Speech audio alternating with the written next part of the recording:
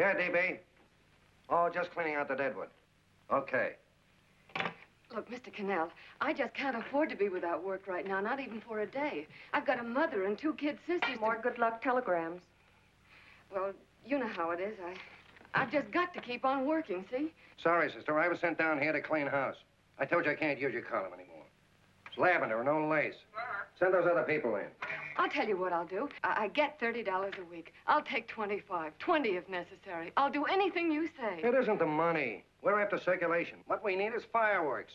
People who can hit with sledgehammers. Start arguments. Oh, I can do that. I know this town inside out. Oh, give me a chance, All please. right, come in. Cashier's got your check. Who are these people? Gibbs, Frawley, Cunningham, Giles. Hey, you sister. Don't forget to get out your last column before you pick up your check.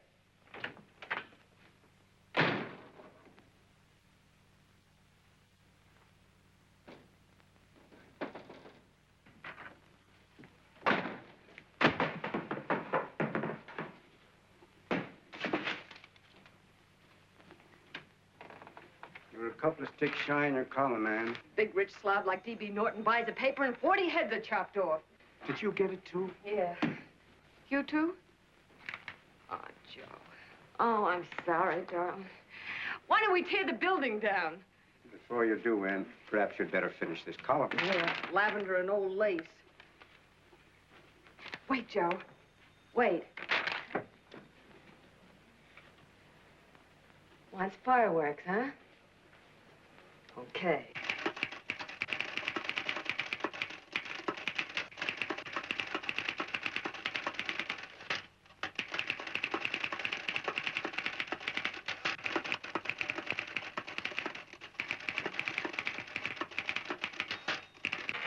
Here. Below is a letter which reached my desk this morning. It's a commentary on what we laughingly call a civilized world. Dear Miss Mitchell, 4 years ago, I was fired out of my job. Since then, I haven't been able to get another one. At first, I was sore at the state administration because it's on account of the slimy politics here we have all this unemployment. But in looking around, it seems the whole world's going to pot. So in protest, I'm going to commit suicide by jumping off the City Hall roof. Signed, a disgusted American citizen, John Doe. Editor's note, if you ask this column, the wrong people are jumping off the roofs. Hey, Ann, this is the old Fakeroo, isn't it? Never mind that, Joe. Go ahead. Sorry.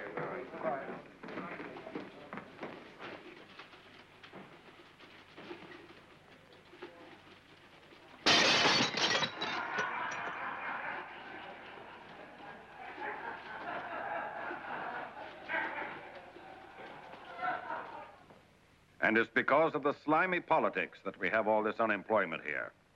There it is.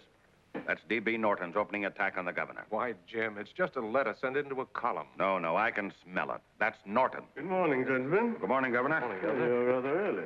Governor, did you happen to see this in a new bulletin? Yes.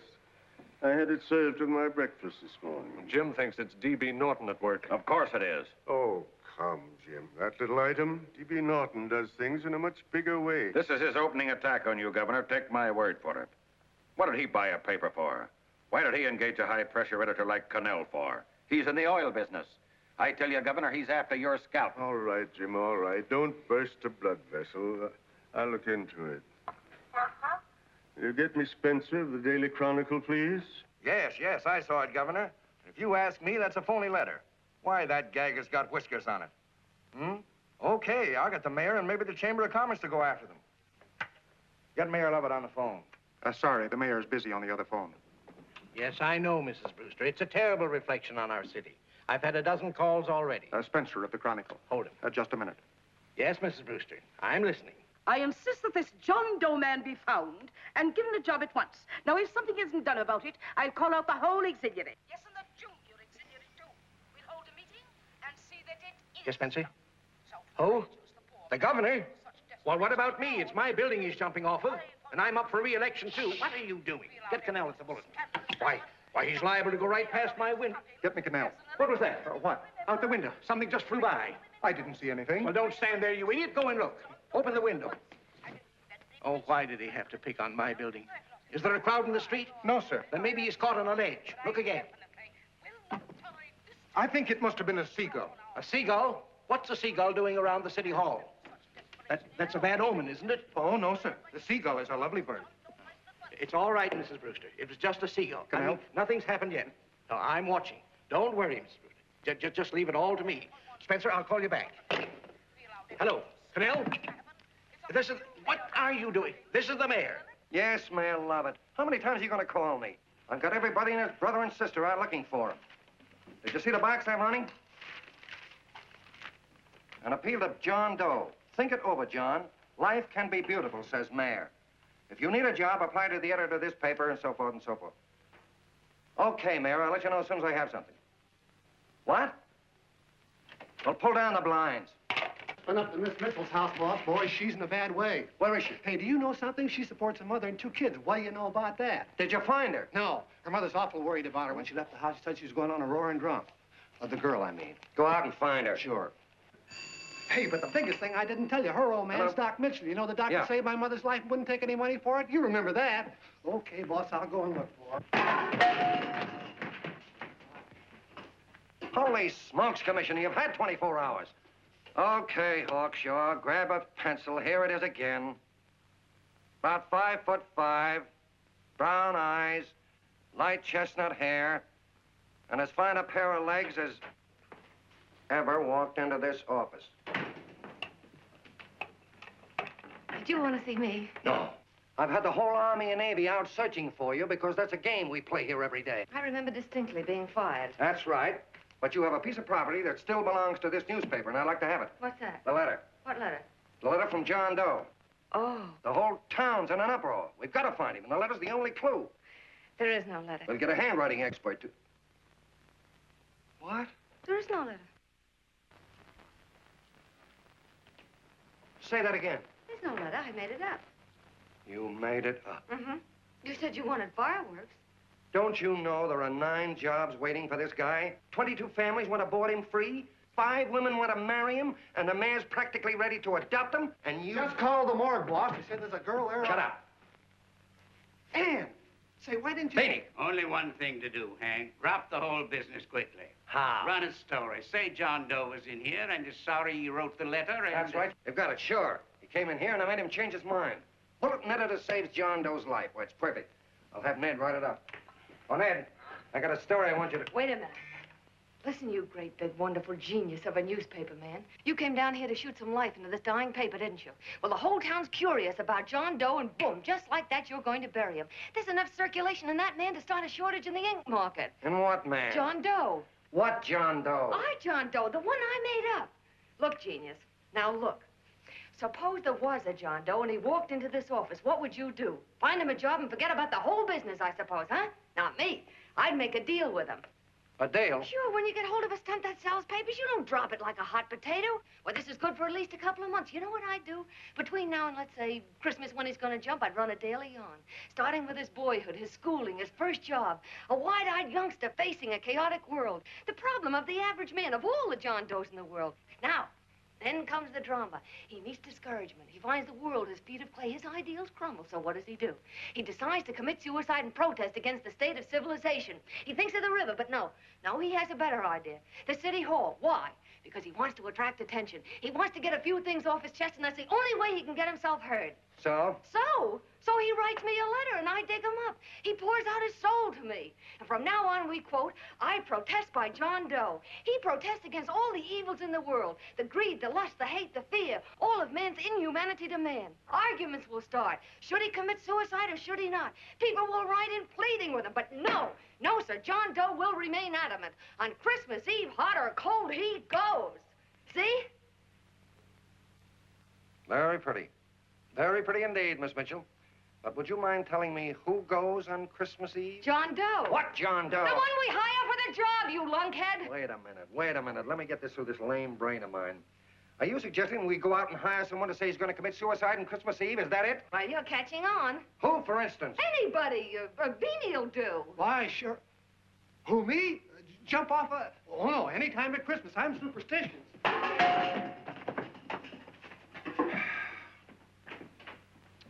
Miss Bishop, do me a favor. Will you go on out and get married and have a lot of babies, but Stay out of newspaper business. Better get that story in, Hank. It's getting late. You're supposed to be a smart guy. If it was raining $100 bills, you'd be out looking for a dime you lost someplace.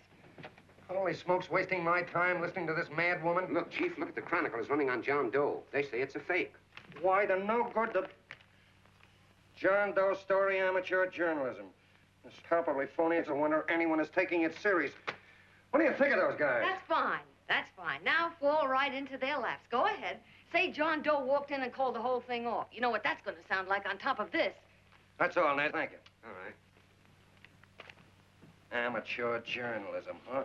Why, that bunch of sophomores, I can teach them more about... Hey, boss, get a load of this. What? Look. What do they want? They all say they wrote the John Doe letter. Oh, they all wrote the letter. Tell them all to wait. Look, Mr. Cannell, one of those men is your John Doe. They're desperate and will do anything for a cup of coffee. Pick one out and you can make the Chronicle eat their words.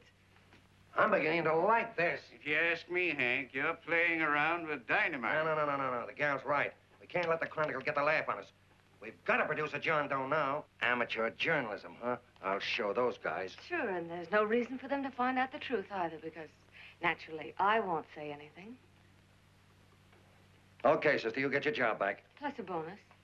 What bonus? Oh, the bonus of $1,000 the Chronicle was going to pay me for this little document. You'll find it says, I, Ann Mitchell, hereby certify that the John Doe letter was created by me. I can read. Sorry. You think this is worth $1,000, do you? Oh, the Chronicle will consider it dirt cheap. Packs everything, including a gun. Okay, sister, you got yourself a deal. Now let's take a look at the candidates. The one we pick has got to be the typical average man. Typical American who can keep his mouth shut. Show me an American who can keep his mouth shut and I'll eat him. Okay, Beanie, bring him in one at a time.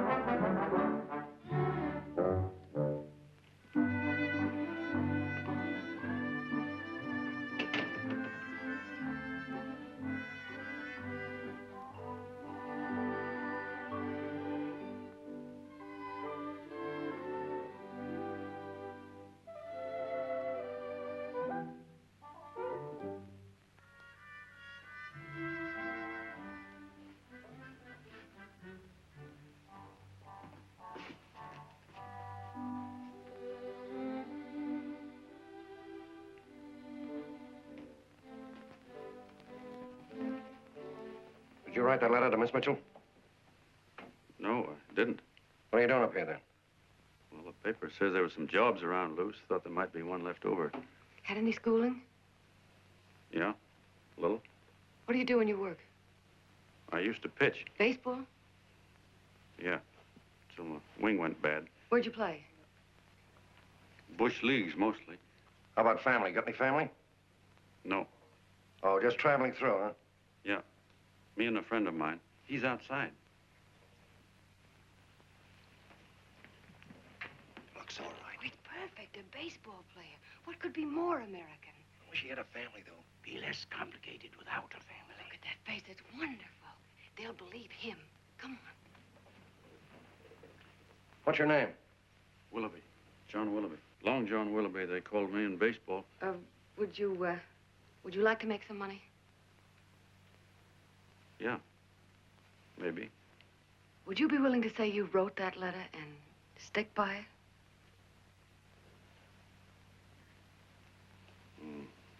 I get the idea. Yeah. Maybe. That's our man. He's made to order. I don't know. He don't seem like the kind of a guy that'd fall in line. When you're desperate for money, you do a lot of things, Mr. Cannell. He's our man, I tell you. He's fainted. Come on, Get the water, quickly. Hurry up, Pop. Oh, Right here, sit down. you all right? Yeah, I'm all right. How many is that, 6?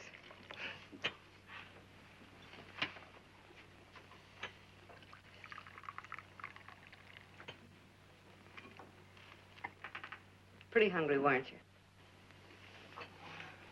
all this John Doe business is batty, if you ask me. Well, nobody asked you. Trying to improve the world by jumping off buildings. You couldn't improve the world if the buildings jumped on you.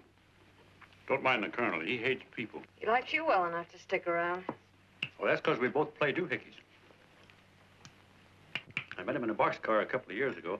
I was fooling around with my harmonica, and he comes over and joins in. I haven't been able to shake him since.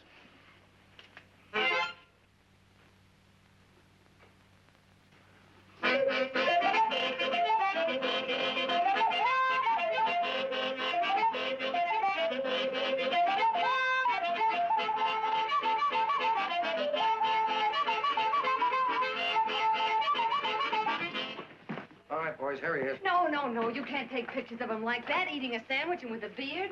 But he's going to jump off a building. Yes, but not because he's out of a job. That's not news. This man's going to jump as a matter of principle. Well, maybe you're right. We'll clean him up and put him in a hotel room under bodyguards. We'll make a mystery out of him.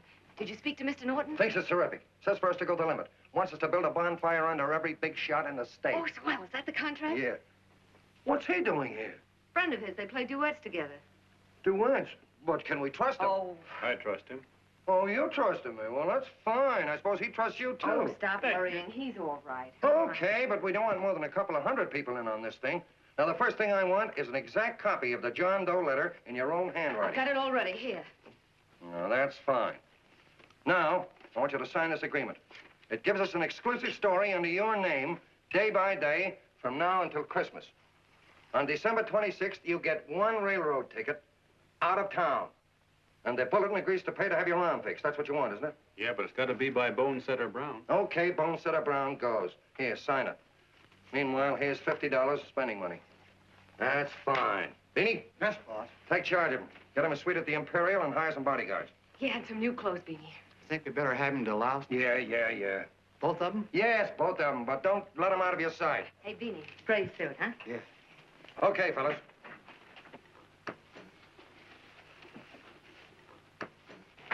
Take it easy, John Doe. And you start pounding that typewriter. Oh, boy, this is terrific. No responsibilities on our part, just statements from John Doe, and we can blast our heads off. Before you pop too many buttons, don't forget to make out that check for $1,000. Okay, fellas, now, let me see. You sit outside the door. Nobody comes in, see. You two fellas sit in here. Hey, pretty nifty, huh? You ain't gonna get me to stay here. Sure you are. No, sir. That spot under the bridge where we slept last night's good enough for me. Say, what'll I do with this baggage? Well, stick him in the bedroom. Give me mine. I ain't staying. You know, we were headed for the Columbia River country before all this John Doe business came up. You remember that, don't you? Sure, I remember. Say, your ears popped coming up in the elevator. Mine did. All along, John. I tell you, it's no good. You're gonna get used to a lot of stuff that's gonna wreck you. Why, that $50 in your pocket's beginning to show up on you already. And don't pull that on me, neither. Stop worrying, Colonel. I'm going to get my arm fixed out of this. Hey, here's some cigars the boss sent us. Have one. Hey, Help cigar. yourself. No.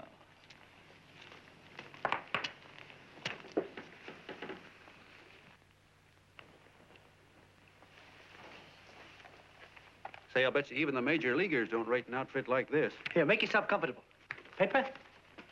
I don't read no papers, and I don't listen to radios either. I know the world's been shaped by a drunken barber, and I don't have to read it. I've seen guys like you go under before. Guys that never had a worry. Then they got a hold of some dough and went goofy. The first thing that happens Hey, to did a you guy... get a load of the bedroom? No. The first thing that happens to a guy like that, he starts wanting to go into restaurants and sit down at a table and eat salads and cupcakes and tea. Boy, what that kind of food does to your system.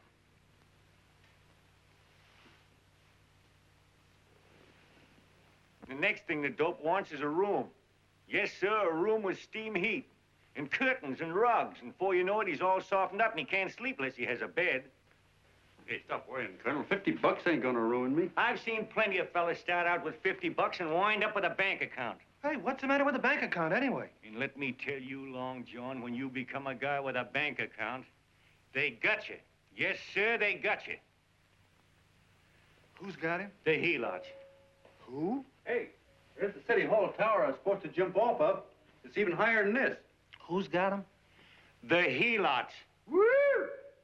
Hey, wait a minute! You're not supposed to jump on Christmas Eve. Do you want to get me in a jam?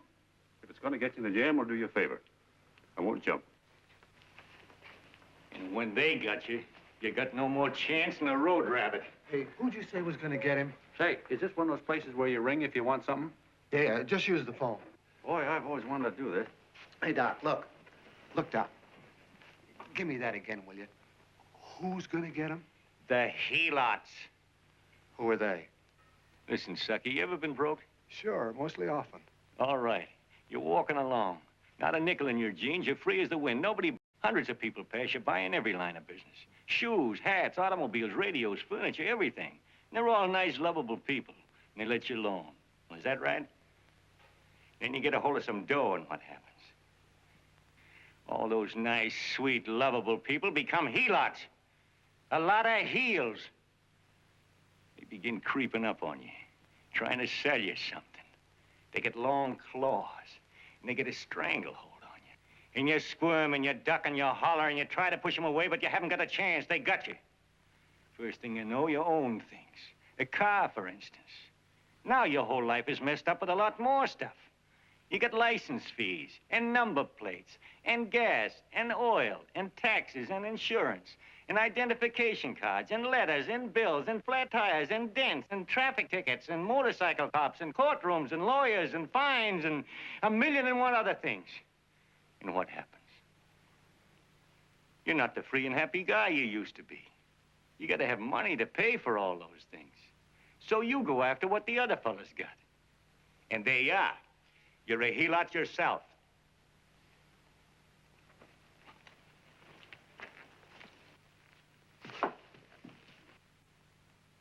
You win, Colonel. Here, take the 50. Go out and get rid of it. You bet I will, just as fast as I can. I'm gonna get some canned goods, a fishing rod, and the rest I'm gonna give away. Give away? Hey, get me a pitcher's glove. I gotta get some practice. Say, he's giving it away. I'm gonna get me some of that. Hey, come back here, you helot. Will you send up 5 hamburgers with all the trimmings, 5 chocolate ice cream sodas, and 5 pieces of apple pie? No, apple with cheese. Yeah, thanks.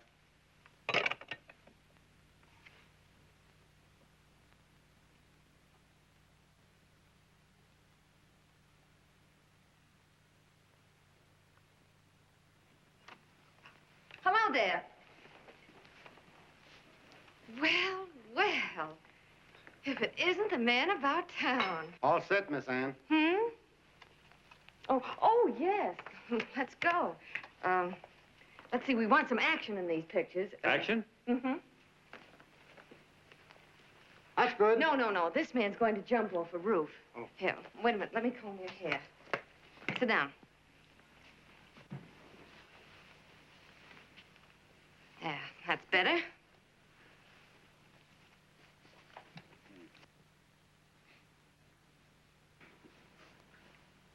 You know, he's got a nice face, hasn't he? Yeah, he's pretty. Here, sit down. Quiet, egghead. All right, now a serious expression. Can't. I'm feeling too good. Oh, come on now. This is serious. You're a man disgusted with all of civilization.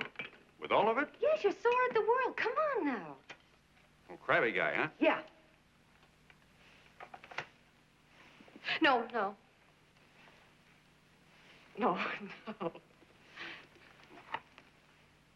No, look. You don't have to smell the world. Well, all those guys in the picture Never mind those guys. All right, stand up. Now, let's see what you look like when you protest. Against what? Against anything, just protest. You got me.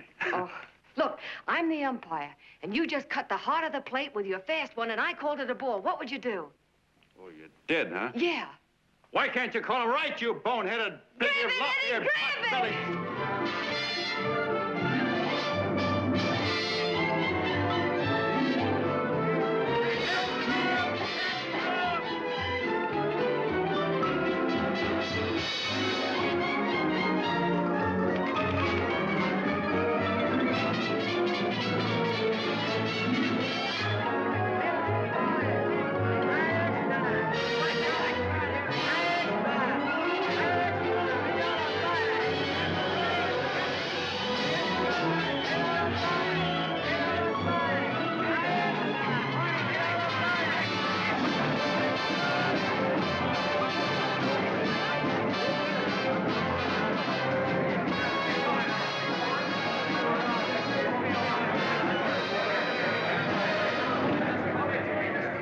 I don't care whose picture they're publishing.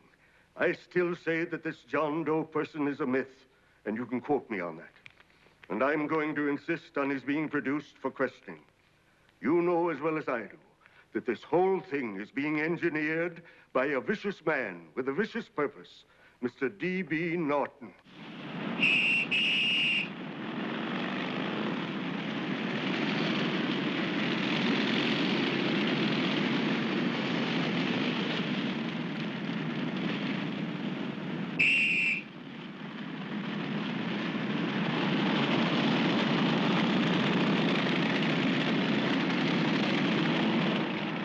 And Miss Mitchell are at the house, sir. Oh, they are? All right. Come on. Personally, I think it's just plain stupidity to drop it. Now, you should see his fan mail, thousands. Why, it's going over like a house afire. What are you afraid of, Cannell? It's doubled our circulation. Yeah, but it's got everybody sore. Ads are being pulled. The governor's starting a libel suit. What's more, they all know John Doe's a phony, and they insist on seeing Well, what about it? Let them see him. We'll go on one better. They can also hear him. You own a radio station, Mr. Norton. Why not put him on the air? Watch out for this dame, DB. She'll drive you batty. Oh, Look, we can't let him get to this Bush League pitcher and start pumping him. Good night. Now, tell him what that screwball might do. I walk in yesterday, here he is, standing on a table with a fishing pole, fly casting. Take my advice and get him out of town before this thing explodes in our faces. If you do, Mr. Norton, you're just as much of a dumb cluck as he is. Excuse me. No, you got yourself a meal ticket and you hate to Sure, let go. it's a meal ticket for me, I admit it, but it's also a windfall for somebody like Mr. Norton who's trying to crash national politics. That's what you bought the newspaper for, isn't it? You want to reach a lot of people, don't you? Well, put John Doe in the air and you can reach 130 million of them. He can say anything he wants and they'll listen to him. All right, we'll forget the governor and the mayor and all the small fry like that. This can arouse national interest. If he made a hit around here, he can do it every place else in the country. And you'll be pulling the strings, Mr. Norton. Go down to the office and arrange for some radio time. What, DB, you're not going I want to it fall... as soon as possible. Okay. I just came in to get warm myself. Come on, let's go. Don't you go. I want to talk to you.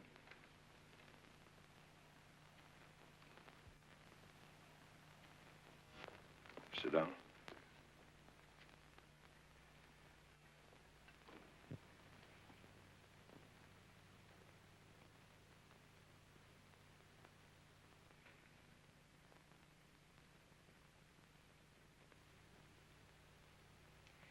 Hey, this John Doe idea was yours, huh? Yes, sir.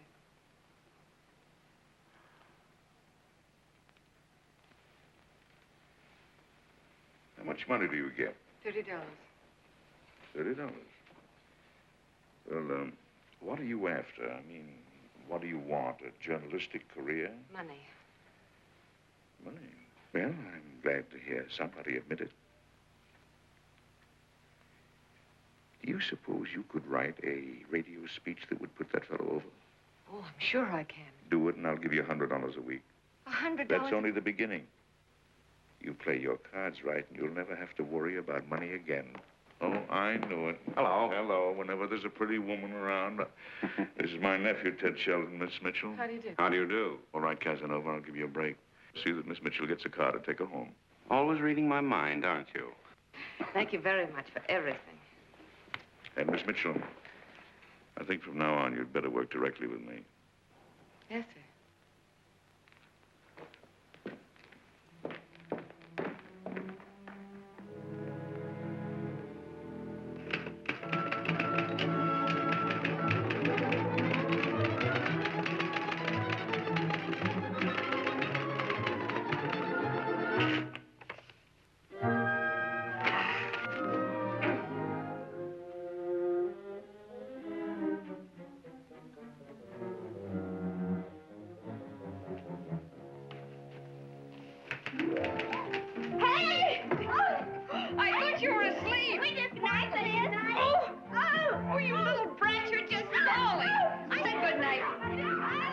Come, children. It's past your bedtime. Go on, Mama. Come on. Now, pooch off Get there. the fork through me. I'm done. I'll never get this speech right. Oh, yes, you will, Ann, dear. You're very clever. Yeah, I know. What are you looking for? Your purse, I need $10. What for? I gave you 50 just the other day. Yes, I know, dear, but Mrs. Burke had her baby yesterday. 9 pounds. And there wasn't a thing in the house. And then the community chest lady came. And the 50's all gone, huh? Who's the 10 for? The Websters. The Websters. You remember those lovely people your father used to take care of. I thought I'd buy them some groceries. Oh, Anne, dear, it's a shame those You're poor... marvelous, Ma. You're just like Father used to be. Do you realize a couple of weeks ago we didn't have enough to eat ourselves? Well, yes, I know, dear, but these people are in such need. And we have plenty now. If you're thinking of that $1,000, forget it. It's practically all gone. We owed everybody in town. Now, you just got to stop giving all your money away. Oh, Anne, dear. Oh, I'm sorry, Ma. Oh, don't pay any attention to me. I guess I'm just upset about all this. Gee whiz, here I am with a great opportunity to get somewhere, to give us security for once in our lives, and I'm stuck. If I could put this over, your Mrs. Burke can have 6 babies. You mean this speech you're writing? Yeah, I don't know. I simply can't get it to gel. I created somebody who's going to give up his life for a principle. Hundreds of thousands of people are going to listen to him over the radio. And unless he says something that's sensational, it's just no good. Well, honey, of course, I don't know what kind of a speech you're trying to write, but judging from the samples I've read, I don't think anybody will listen. What? Darling, there's so many complaining political speeches. People are tired of hearing nothing but doom and despair on the radio. If you're going to have him say anything, why don't you let him say something simple and real, something with hope in it? If your father were alive, he'd know what to say. Oh, yeah. Father certainly would. Wait a minute.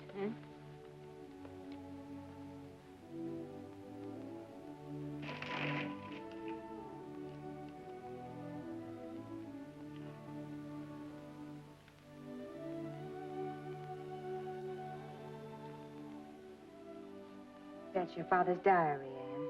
Father's... I never knew he had a diary. There's enough in it for 100 speeches. Things people ought to hear nowadays.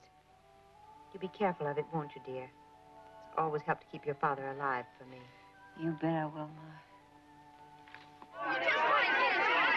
Wait a minute. John Doe don't want to sign no autographs. Well, what does he do all day? What does he do all day? He's writing out his memories.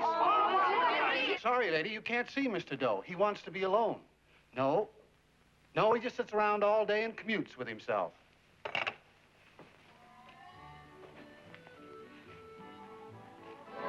Oh!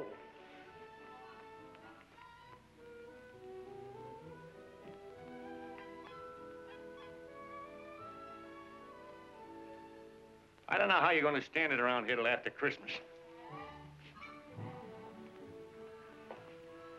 I'll bet you ain't heard a train whistle in 2 weeks.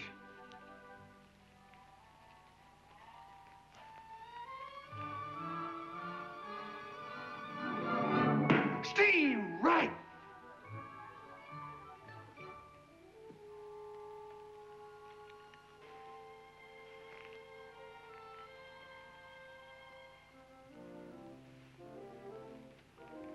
I know why you're hanging around.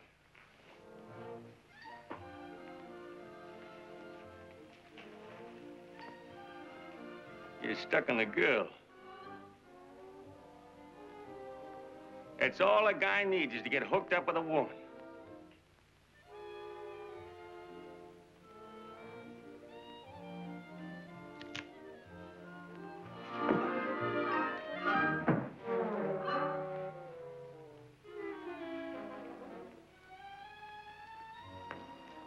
What was that, a single? First baseman dropped the ball. Butterfingers. Tough luck, pal.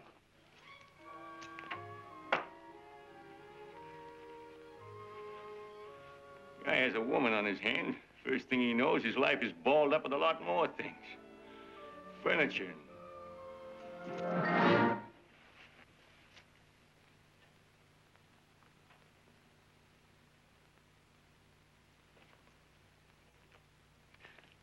Did you get him? You're out. Swell. What's this, the end of the 8th? 9th.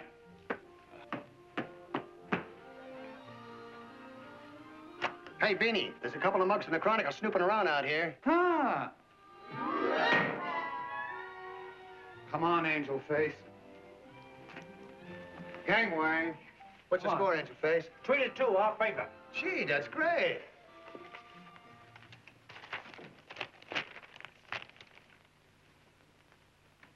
Hey, you got swell form there. Must have been a pretty good pitcher.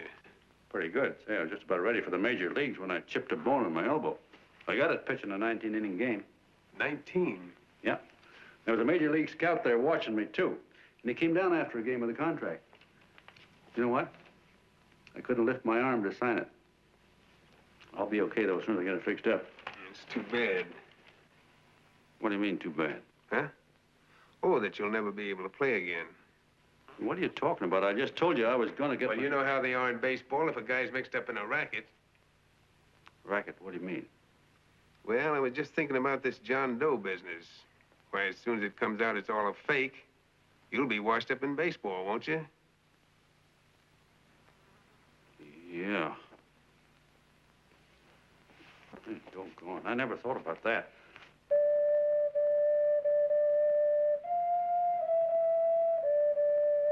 Gosh.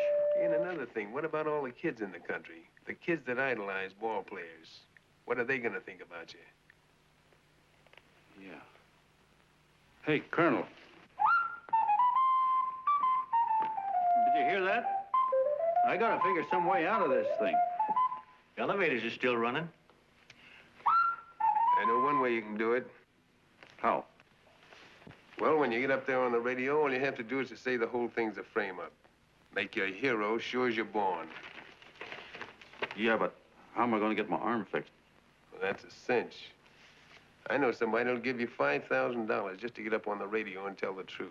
$5,000? Yeah, $5,000, and he gets it right away. You don't have to wait till Christmas.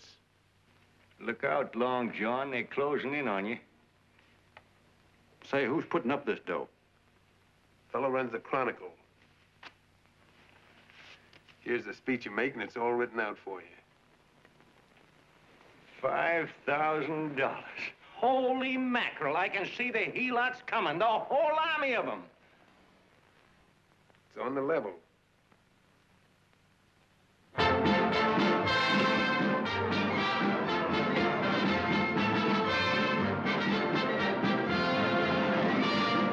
No, I'm sorry. Tickets for the broadcast are all gone. Phone the bulletin. Sorry, no more tickets left.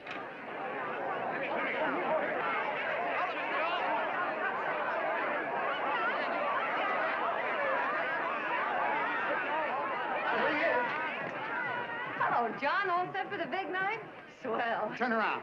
One moment. Now stand still. Hold it, Mr. Doe. Hold it. Big smile, Mr. Doe. Okay, Jeannie, that's all. Take him out. Now, look, John, here's the speech. It's in caps and double-spaced. You won't have any trouble reading it. Not nervous, are you? No. Of course not. He wouldn't be.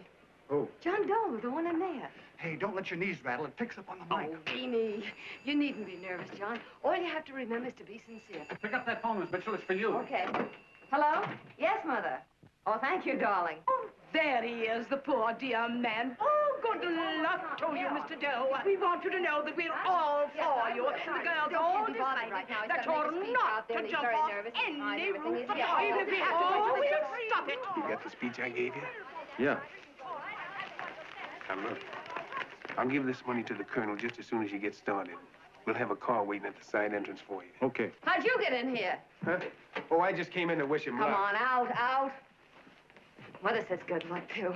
John, when you read that speech, please believe every word of it. He's turned out to be a wonderful person, John.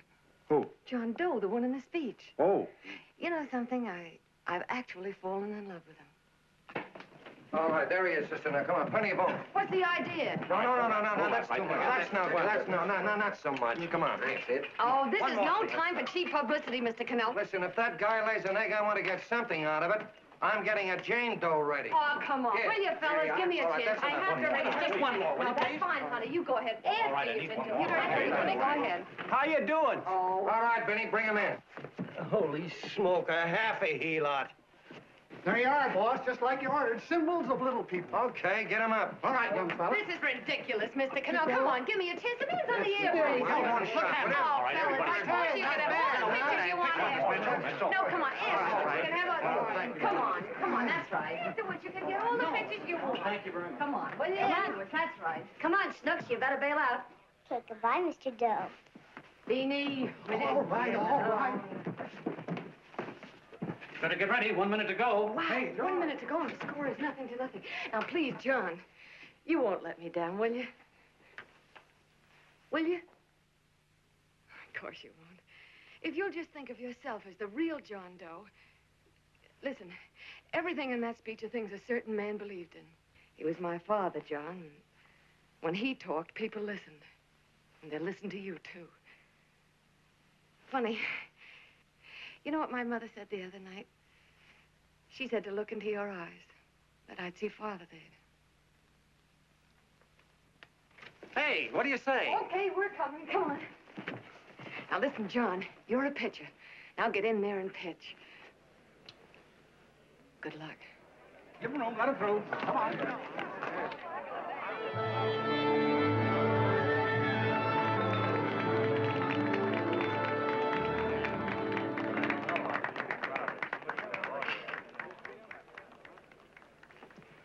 Hey, let's get out of here. There's the door right there. Hey, what are you doing here? That's what I'd like to know. Come on, out. Hey, he's a friend of mine. Never mind, let him alone. He's all right.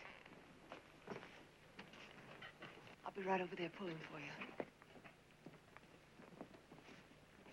No, John, over here.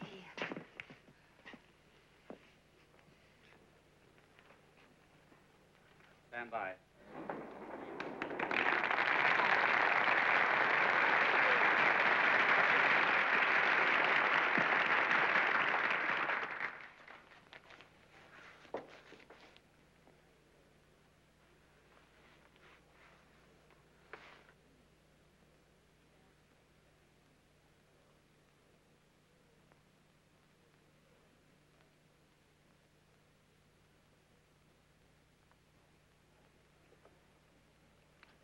Phone the Chronicle. Tell them to start getting those extras out.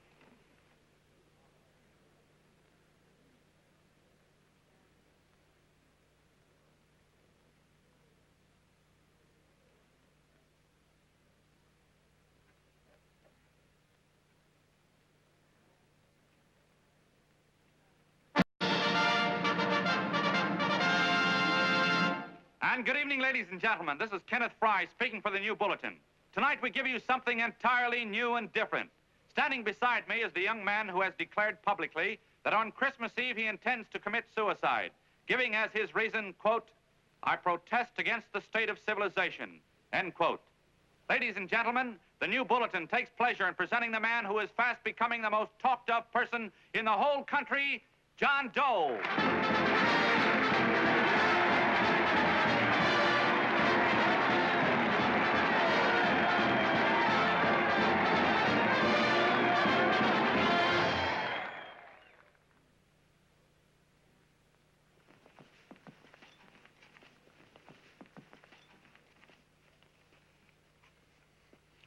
Ladies and gentlemen, I am the man you all know as John Doe. I took that name because it seems to describe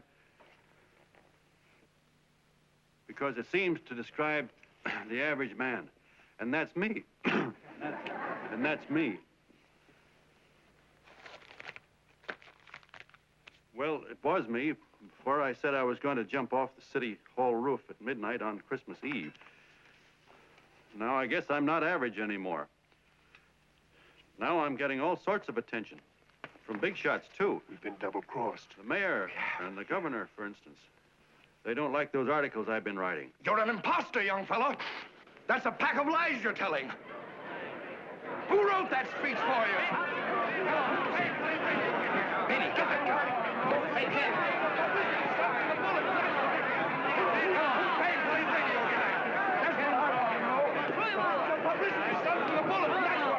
Spencer. Ladies and gentlemen, the disturbance you just heard was caused by someone in the audience who tried to heckle Mr. Doe. The speech will continue.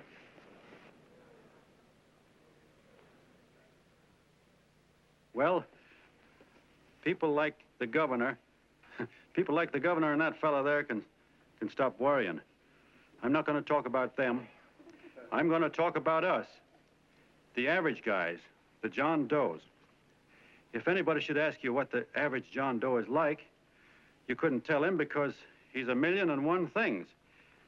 He's Mr. Big and Mr. Small.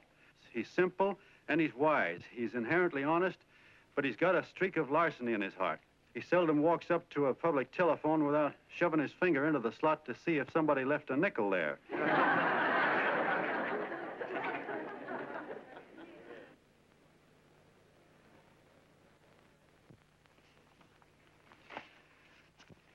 He's the man the ads are written for. He's a feller everybody sells things to.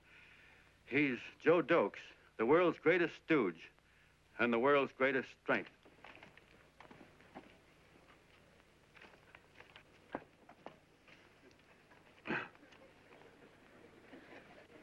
Yes, sir. Yes, sir, we're a great family, the John Does. We are the meek who are supposed to inherit the earth. You'll find us everywhere. We raise the crops, we dig the mines, work the factories, keep the books, fly the planes, and drive the buses. And when a cop yells, "Stand back there, you," he means us, the John Does. What kind of a speech is that? Didn't you read it? We've existed since time began. We built the pyramids.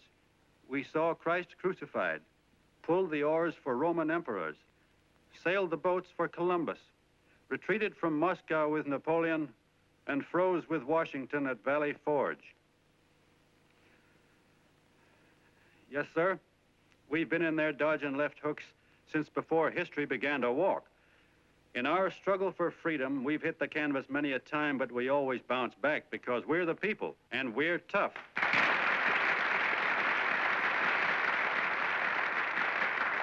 They've started a lot of talk about free people going soft, that we can't take it.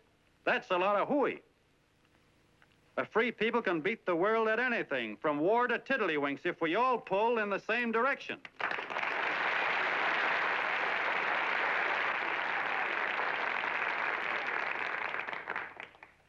I know a lot of you are saying, "What can I do? I'm just a little punk. I don't count." Well, you're dead wrong. The little punks have always counted, because in the long run, the character of a country is the sum total of the character of its little punks.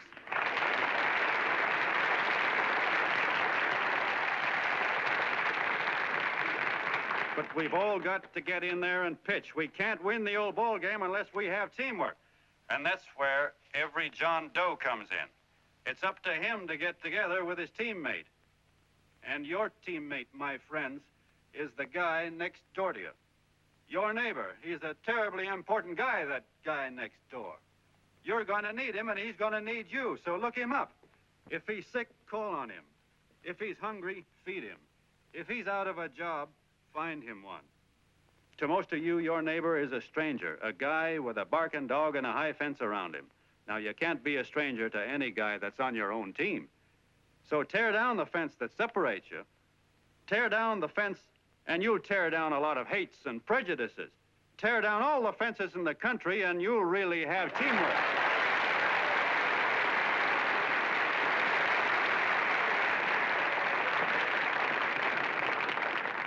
I know a lot of you are saying to yourselves, he's asking for a miracle to happen. He's expecting people to change all of a sudden. Well, you're wrong. It's no miracle. It's no miracle because I see it happen once every year, and so do you, at Christmas time. There's something swell about the spirit of Christmas, to see what it does to people, all kinds of people. Now, why can't that spirit, that same warm Christmas spirit, last the whole year round? Gosh, if it ever did, if each and every John Doe would make that spirit last 365 days out of the year, we'd develop such a strength, we'd create such a tidal wave of goodwill that no human force could stand against it. Yes, sir, my friends. The meek can only inherit the earth when the John Does start loving their neighbors. You better start right now. Don't wait till the game is called on account of darkness. Wake up, John Doe. You're the hope of the world.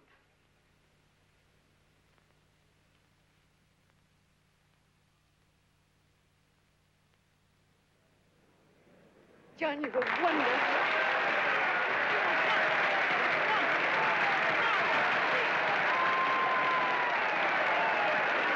Let's get out of here. Now you're talking.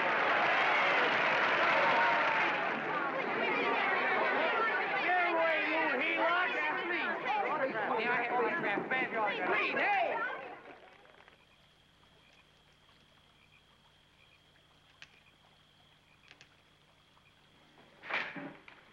I knew you'd wake up sooner or later. Boy, am I glad we got out of that mess. I had the $5,000 sewed up. Could have been on my way to old Doc Brown. You're a pitcher, John, she says. Now, go in there and pitch. What a sucker. Yeah, she's a heel-lot just like the rest of us. Lucky you got away from her. What was I doing up there making a speech anyway? Me, huh? Geez, the more I think about it, the more I could... Tear down all the fences. Why, if you tore one picket off of your neighbor's fence, he'd sue you. $5,000 had it right in my hand. What do you mean he ran away? We'll go after him, find him. That man is terrific.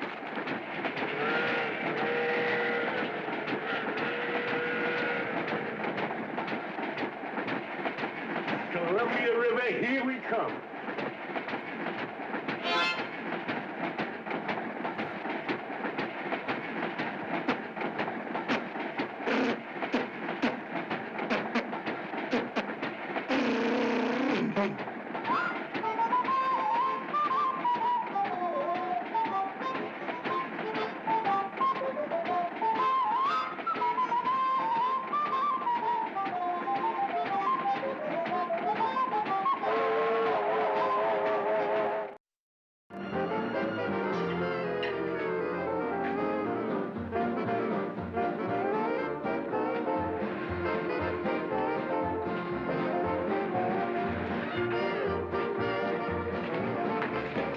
Jitterbugs.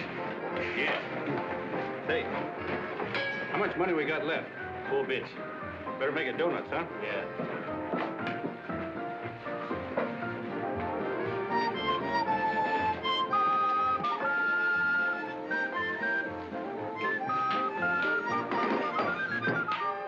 What'll it be, gents? Have you got a couple of steaks about that big and about that thick? Yeah, with hash brown potatoes and tomatoes and apple pie and ice cream and coffee. And donuts, I know. Hey, Ma, Seekers, a pair. Fingers a pair coming up. Glad he took the tea out of that.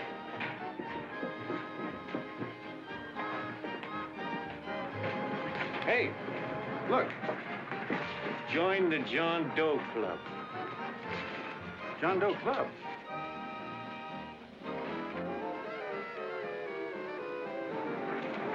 Uh-oh. You John Doe? Who?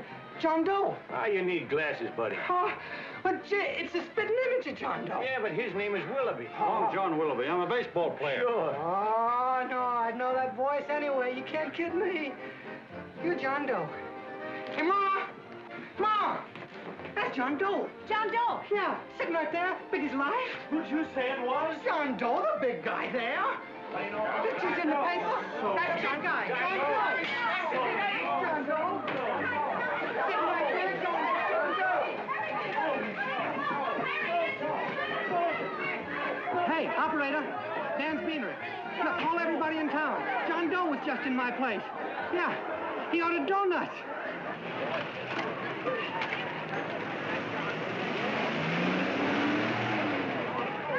John Doe. Let's see John Doe. Come on. I know you are.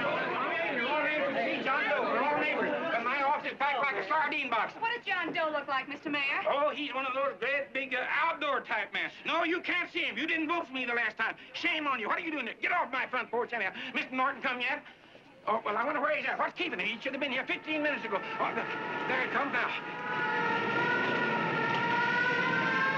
Now, everybody on your dignity. Don't do anything to disgrace us. A little town, but we got to show off. Better let me talk to him. All right, but present it to him as a great cause for the common man. Ah, here they come. Now, give him room down there. Give him room, folks. Come on now. Come on. Here they come. Here they come. Here's Mr. Norton. How do you do, Mr. Norton? I'm Mayor Hawkins. Here's Mr. Norton. Let me go, you darn fool. I'm the mayor. Mr. Norton. Mr. Norton. Mr. Norton. I'm Mayor Hawkins. Your office telephoned me to hold him. Well, that's fine. How is he? Oh, he's fine. He's right in my office there. You know, it's a big honor having John Doe here, and you too. Haven't had so much excitement since the old city hall burned down. People are so excited and electoral scrolls off. Oh, Matilda, darling, phone the newspapers, tell them Mr. Norton's here. Step right inside, Mr. Norton. My office. Very comfortable here, Mr. Norton. Just had it air conditioned. Gangway, please. Make room for Mr. Norton. Gangway. Gangway. Here he is, Mr. Norton. Well taken care of. The neighbors are serving him a light lunch. Hello, John. Well, Mr. Mayor, if you don't mind, we'd like to talk to him alone. Why, certainly, certainly. All right, everybody. Clear out. Everybody, quickly now. Come on. Come on. Come on. That's it. All right. All right. don't argue with me here. Wait till we get home. Don't you push me around like that. Even though I'm your wife, you can't push me around. Look, Mr. Norton, I think you got a lot of nerve having those people hold us here. There's nobody holding you here, Mr. Doe. It's only natural that people... Nobody holding us here. Let's get going. Incidentally, my name isn't Doe. It's Willoughby. Look, John, something terribly important's happened. They're forming John Doe clubs. We know of 8 already, and they say that there's John Doe clubs? What for? To carry out the principles you talked about in your radio speech. I don't care what they're forming. I'm on my way, and I don't like the idea of being stopped either. Oh, but you don't know how big this thing is. You should see the thousands of telegrams we've received and what they're saying about you. Look, it started as a circulation stunt, didn't it? Well, you got your circulation. Now, why don't you let me alone? Oh, it started as a circulation stunt, but it isn't anymore. Mr. Norton wants to get back of it and sponsor John Doe clubs all over the country. He wants to send you on a lecture tour. Me? Uh-huh. Well, certainly. With your ability to influence people, it might grow into a glorious movement. Say, let's get something straight here. I don't want any part of this thing. If you got an idea I'm going around lecturing to people, why, you're crazy. Baseball's my racket, and I'm sticking to it. Come on, Colonel, let's get out of here. John, please, please. I just got rid of one crowd. But please, Mr. Mayor, tell him the John Doe Club wants to talk to him. Let them in, Mr. Mayor. Let them come in. Okay, folks, but remember your manners. No stampeding. Walk slow, like you do when you come to pay your taxes.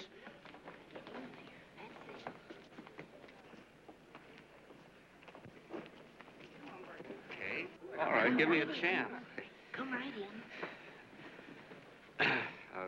My name's Bert Hanson, Mr. Doe. I'm the head soda jerker at Schwabacker's drugstore. Well, sir, you see, me and my wife, we heard your broadcast, and we got quite a bang out of it, especially my wife. Kept me up half the night saying, that man's right, honey. The trouble with the world is nobody gives a hoot about his neighbor. That's why everybody in town's sore and cranky at each other. And I kept saying, well, that's fine, but how's a guy going to go around loving the kind of neighbors we got? Old Sourpuss, for instance. You see, Sourpuss Smithers is a guy lives all alone next door to us. He's a cranky old man and runs a second-hand furniture store. We haven't spoken to him for years. I always figured he was an ornery old gent that hated the world because he was always slamming his garage door and playing the radio so loud he kept half the neighbors up. Well, anyway, the next morning, I'm out watering the lawn, and I look over, and there's Sourpuss on the other side of the hedge straightening out a dent in his fender. And my wife yells to me out the window. She says, go on, speak to him, Bert. And I figured, well, heck, I can't lose anything, so I yelled over to him, good morning, Mr. Smithers. He went right on pounding his fender. Was I burned? So I turned around to give my wife a dirty look, and she said, louder, louder, he didn't hear you. So in a voice you could have heard in the next county, I yelled, good morning, Mr. Smithers. Well, sir, you could have knocked me over with a feather. Old Sourpuss turned around, surprised-like, and he put on a big smile, came over and took my hand like an old lodge brother, and he said, good morning, Hanson. I've been wanting to talk to you for years, only I thought you didn't like me. And then he started chatting away like a happy little kid, and he got so excited his eyes all... Well, Mr. Doe, before we got through, I found out Smithers is a swell egg, only he's pretty deaf, and that accounts for all the noises. And he says it's a shame how little we know about our neighbors. And then he got an idea, and he said, how's about inviting everybody someplace where we can all get together and know each other a little better? Well, I'm feeling so good by this time, I'm ripe for anything, so Smithers goes around the neighborhood inviting everybody to a meeting at the schoolhouse, and I tell everybody that comes in the store, including Mr. Schwabacker, my boss. I'm talking too much. Well, I'll be doggone if over 40 people don't show up. Of course, none of us knew what to do, but we sure got a kick out of seeing how glad everybody was just to say hello to one another. Tell him about making Sourpuss chairman. Oh, yeah, we made Sourpuss chairman and decided to call ourselves the John Doe Club. And say, incidentally, this is my wife. Come here, honey. This is my wife, Mr. Doe. How do you do, Mr. Doe? Sourpuss is here, too. Oh, is he? This is Sourpuss, or excuse me, Mr. Smithers, Mr. Doe. That's all right. If you didn't call me Sourpuss, it wouldn't feel natural. Well, anyway, I guess nearly everybody in the neighborhood came except the Delaney's. The Delaney's live in a big house with an iron fence around it, and they always keep their blinds drawn. And we always figured that he was just an old miser that sat back counting his money, so why bother about inviting him? Until Grimes, the milkman, spoke up and he said, say, you've got the Delaney's all wrong. And then he tells us about how they canceled their milk last week and how when he found a note in the bottle, he got kind of curious-like and he sort of peeked in under the blinds and found the house was empty. If you ask me, he says, they're starving. Old man Delaney has been bringing his furniture over to my place at night, one piece at a time, and selling it. Yeah. And, well, sir, a half dozen of us ran over there to fetch him, and we brought him to the meeting. And what a reception they got. Why, everybody shook hands with him and made a fuss over them, and, well, finally, Mr. and Mrs. Delaney just sat right down and cried. And then we started to find out about a lot of other people. Yeah, sure. Well, you know Grubel, for instance. Grubel's here. See? Yeah, that's a... Of course, you don't know Grubel, but he's the man that everybody figured was the worst no-account in the neighborhood because he was living like a hermit and nobody would have anything to do with him. That isn't Little Murphy. The postman told us the truth. Why, Grubel, he says, he lives out of garbage cans because he won't take charity, because it'd ruin his self-respect, he says. Just like you said on the radio, Mr. Doe. Well, sir, about a dozen families got together and gave Grubel a job watering their lawns. Isn't that wonderful? And then we found jobs for 6 other people, and they've all gone off relief. Yeah, and my boss, Mr. Schwabecker, made a job in his warehouse for old man Delaney. And he gave you that $5 raise. Yeah, wasn't that swell? Why, Bert, I feel slighted. I'd like to join, but nobody asked me. I'm sorry, Mayor, but we voted that no politician could join. Just the John Does of the neighborhood, because you know how politicians are. Well, the reason we wanted to tell you this, Mr. Doe, was just to give you an idea of what you've started. And from where I'm sitting, I don't see any sense in you jumping off any building. No. Well, thank you for listening. Goodbye, Mr. Doe. You're a wonderful man. And it strikes me you can be mighty useful walking around for a while. Hey, goodbye, Mr. Doe. Goodbye, Mr. Doe.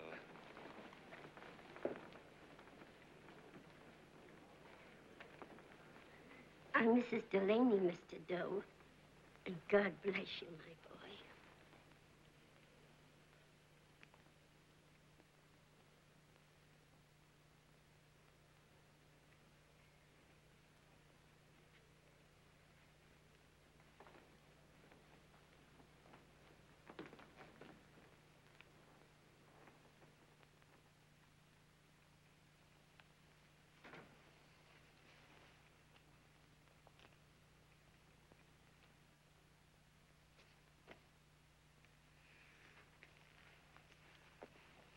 Gee whiz, I'm all mixed up.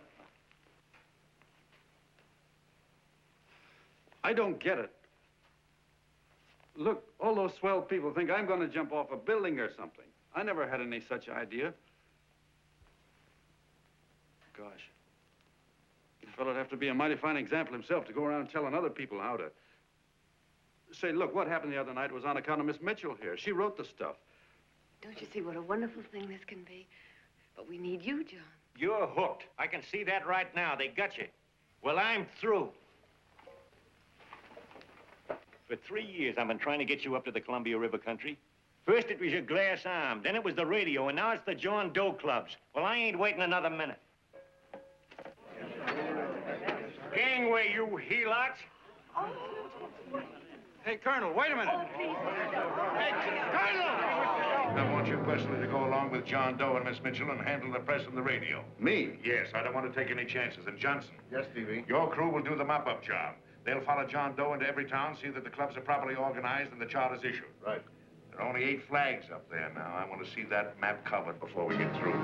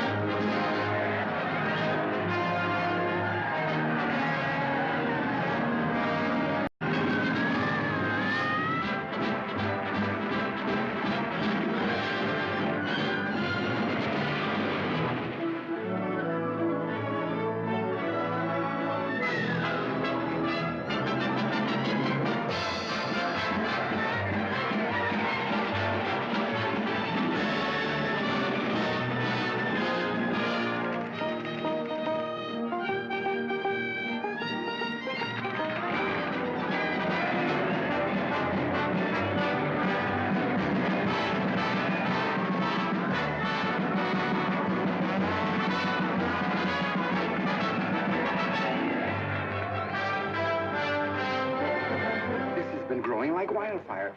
If they made demands, I'd understand it. But the John Does ask for nothing. People are going off relief. If this keeps up, I'll be out of a job. As soon as he gets strong enough, we'll find out what John Doe wants. 30 every Thursday, 60 at 60. Who knows what? I'm sorry, boss. They just won't let anybody talk politics to them. It's crazy. We've got to get to them. They represent millions of voters.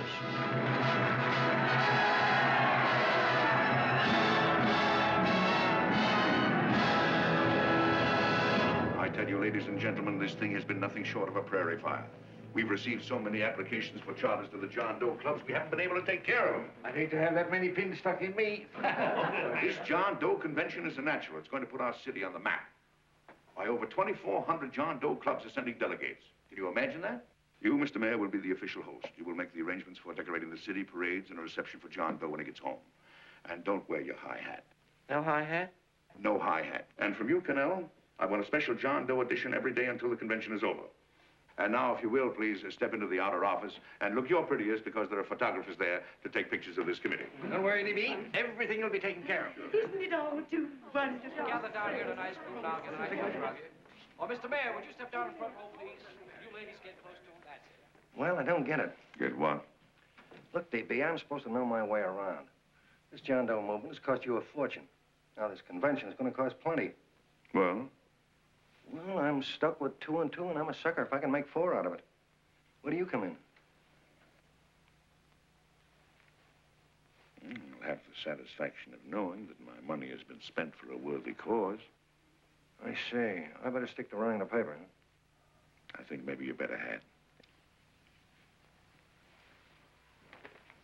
And Cannell, I'd like to have the John Doe contract, all the receipts for the money we advanced him, and the letter Miss Mitchell wrote, for which I gave her $1,000. Yes, sure.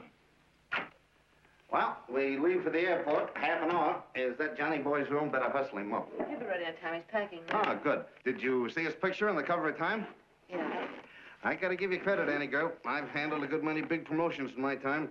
Everything from a World's Fair to a channel swimmer. But this one has certainly got me spinning.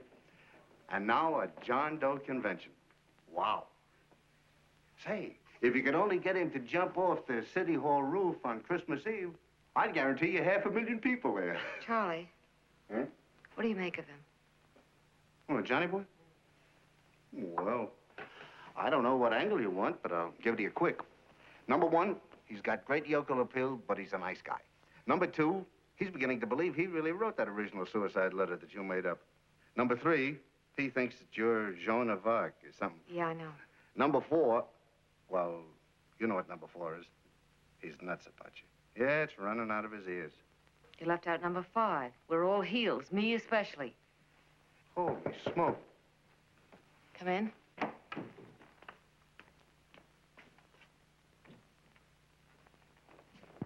I'm all packed. Good. I'll go and get Beanie Boy. Okay, Charlie boy. Can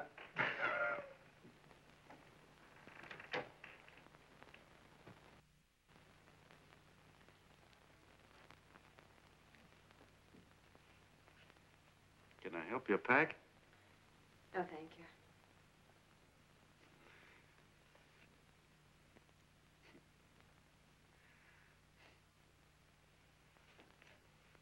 You care if I sit down out here? No.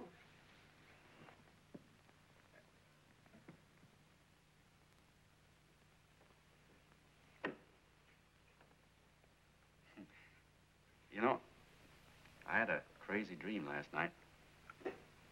It was about you. About me? Sure was crazy.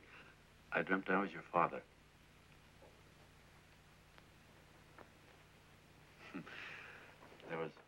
There was something I was trying to stop you from doing. So I got up out of bed, and I walked right through the wall here, right straight into your room.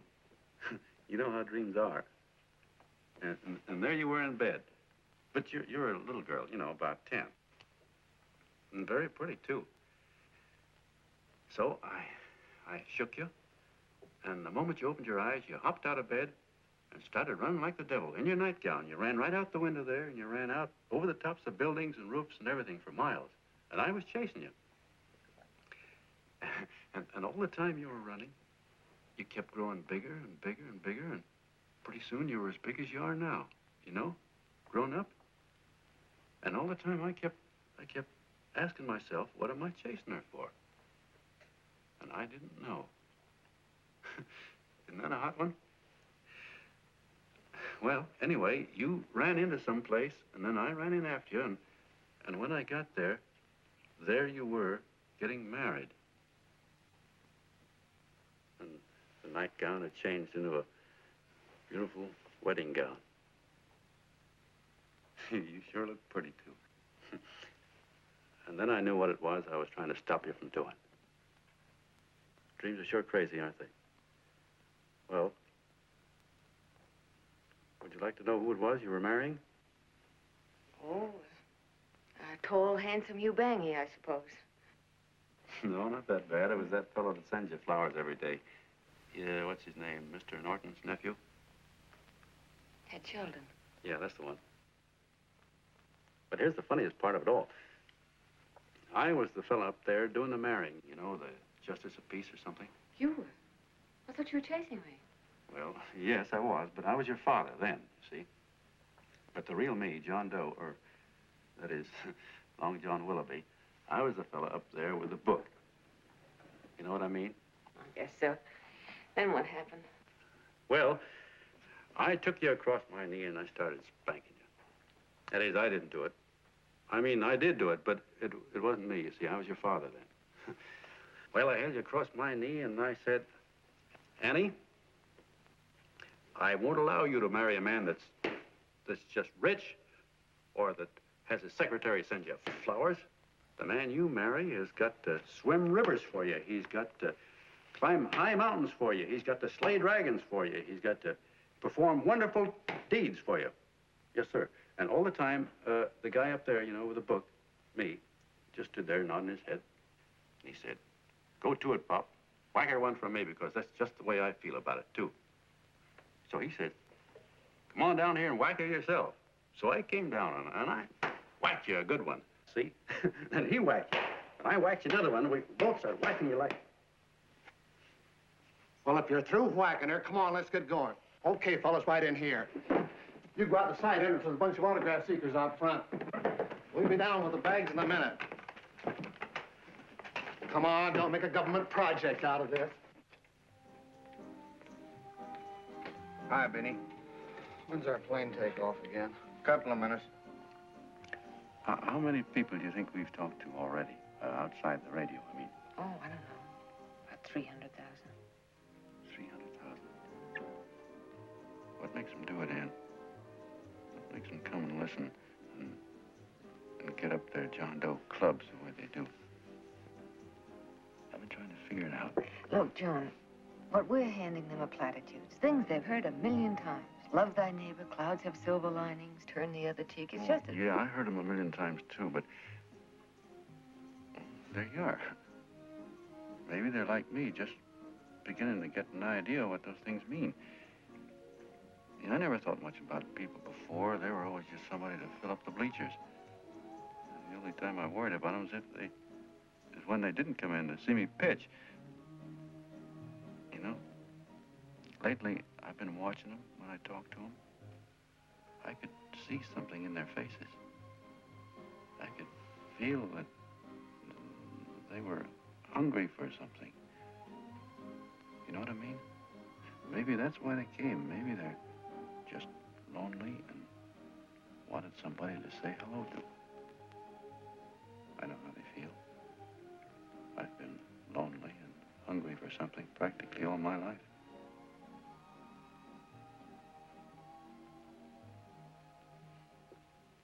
All aboard, folks. That's what I said, it's yours. Yeah, that's true.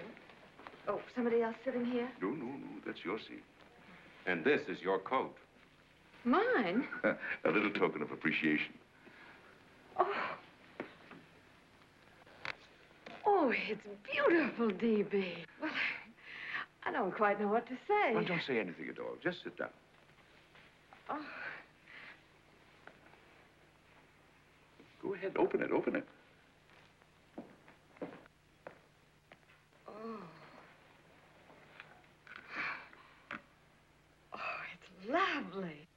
contract goes with it.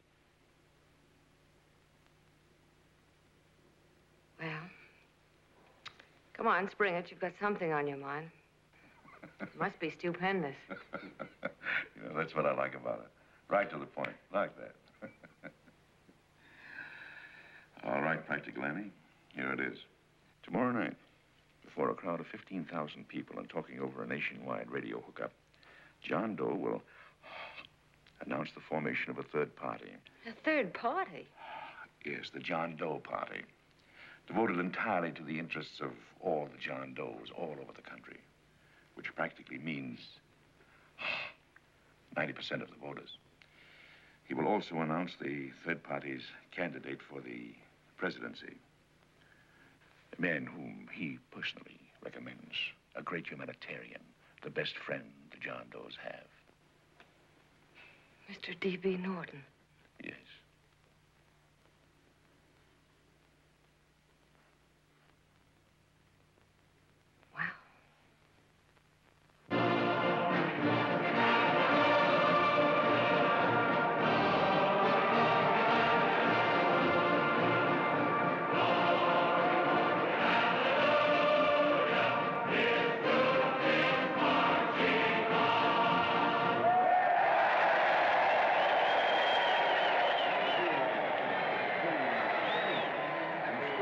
And although the opening of the convention is hours off, the delegates are already pouring into the ballpark by the droves, with lunch baskets, banners, and petitions asking John Doe not to jump off any roof.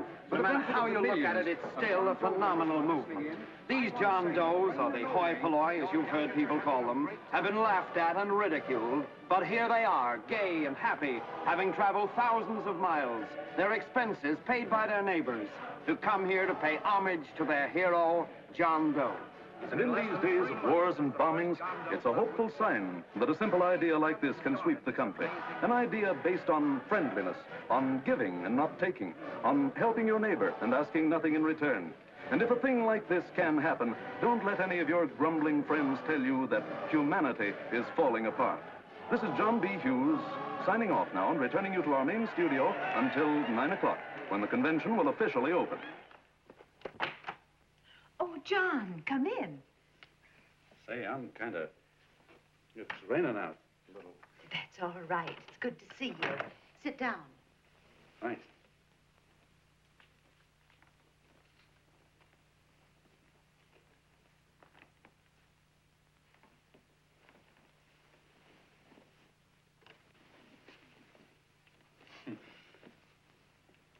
It's for Anne. Oh, how nice. Thank you very much. Flowers. I'm terribly sorry she isn't here. She isn't? No, she just left. I'm surprised you didn't run into her. She went over to Mr. Norton's house. Oh. Did you want to see her about something important? Yeah. Well, no, it'll wait. Say, he's a nice man, isn't he? Mr. Norton, I mean. He's done an awful lot for the...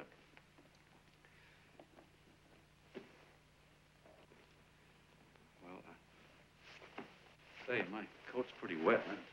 I'm afraid I might have wet the couch a little.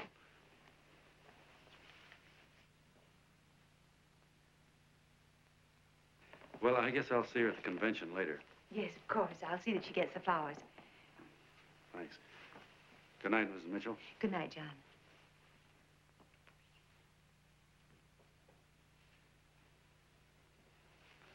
Say, Miss Mitchell, I'm kind of glad Anne isn't here. You see, I came over here hoping to see her alone, and kind of hoping I wouldn't, too, you know what I mean? There was something I wanted to talk to her about. But, well, it'll wait, I guess. Good night. Good night, John.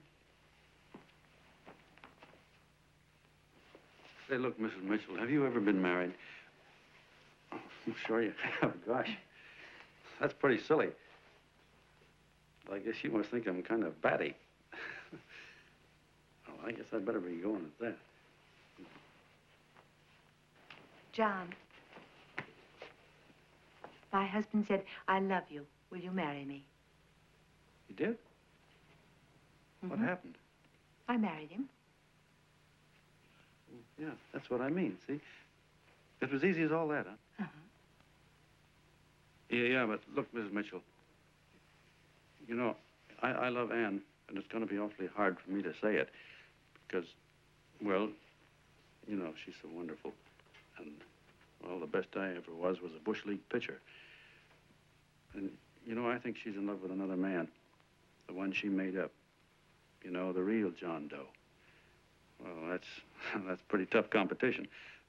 I bet you he'd know how to say it all right. And me, I get up to it and around it and in back of it, but I never get right to it. You know what I mean?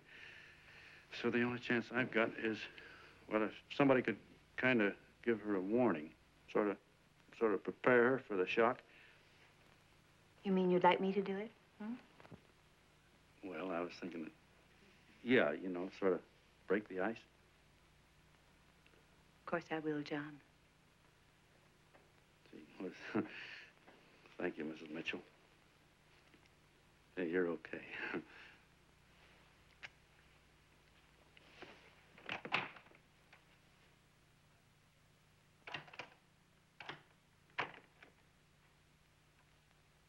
This John Doe meeting is going to be one of the biggest things that ever happened. Why, they're coming from all over. Trains, boxcars, wagons. Look out! Hello, bodyguard. Hey, had your dinner yet? Well, Jeff? Oh, that's all right. Well, look, no, go ahead and have your dinner. Wait a minute, John.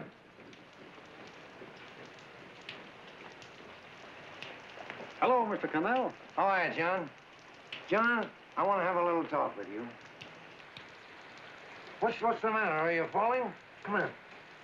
Hey, boss. Oh, quiet. Say, tell me something. Did you read the speech you're going to make tonight? No, I never read the speeches before I make them. I get more of a kick out of it that way. Uh-huh. It's just exactly what I thought. Beanie, go on down to the office, tell Pop to give you the speech. There's a copy on my desk. Gee whiz, boss, you know Mr. Norton told me not to leave him, not even for a minute. Go on. We'll be at Jim's bar up the street. You're a nice guy, John. I like you. You're gentle. I always like gentle people. Me, I'm hard.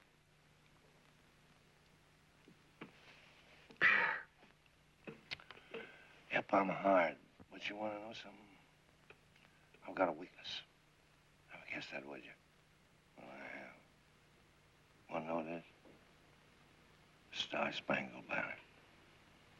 Screw you, huh? Well, maybe it is, but play the Star-Spangled Banner. I'm a sucker for it. Always gets me right here. Know what I mean? Yeah, it gets me right back here. Oh, back there, huh? Well, every man to his own taste. You weren't old enough. You weren't old enough for the World War, were you, Jim? No, of course not. No, you must have been just kidding. I was just ripe and raring to go. You know what my old man did when I joined up? He joined up, too. Got to be a sergeant. And here's a kick for you. We were in the same outfit. Funny, huh? Hmm?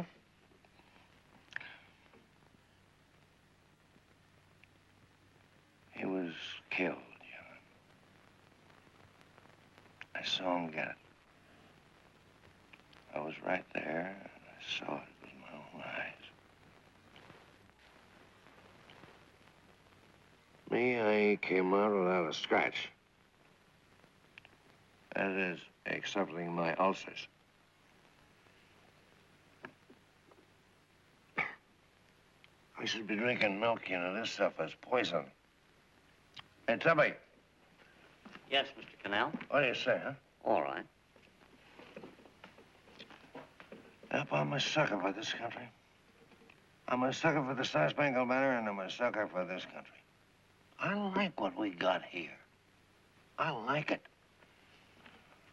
A guy can say what he wants and do what he wants without having a bayonet shoved through his belly.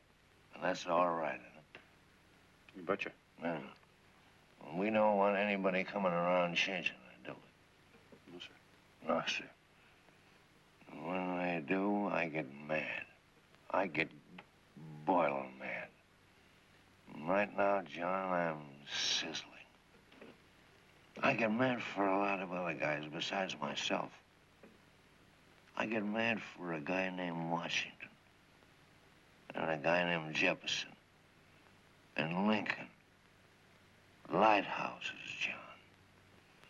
Lighthouses in a foggy world. You know what I mean? Yeah, you bet. Listen, pal, this fifth column stuff is pretty rotten, isn't it? Yeah, it certainly is. And you'd feel like an awful sucker if you found yourself marching right in the middle of it, wouldn't you? You. Of course, you would have known it because you're gentle. But that's what you're doing.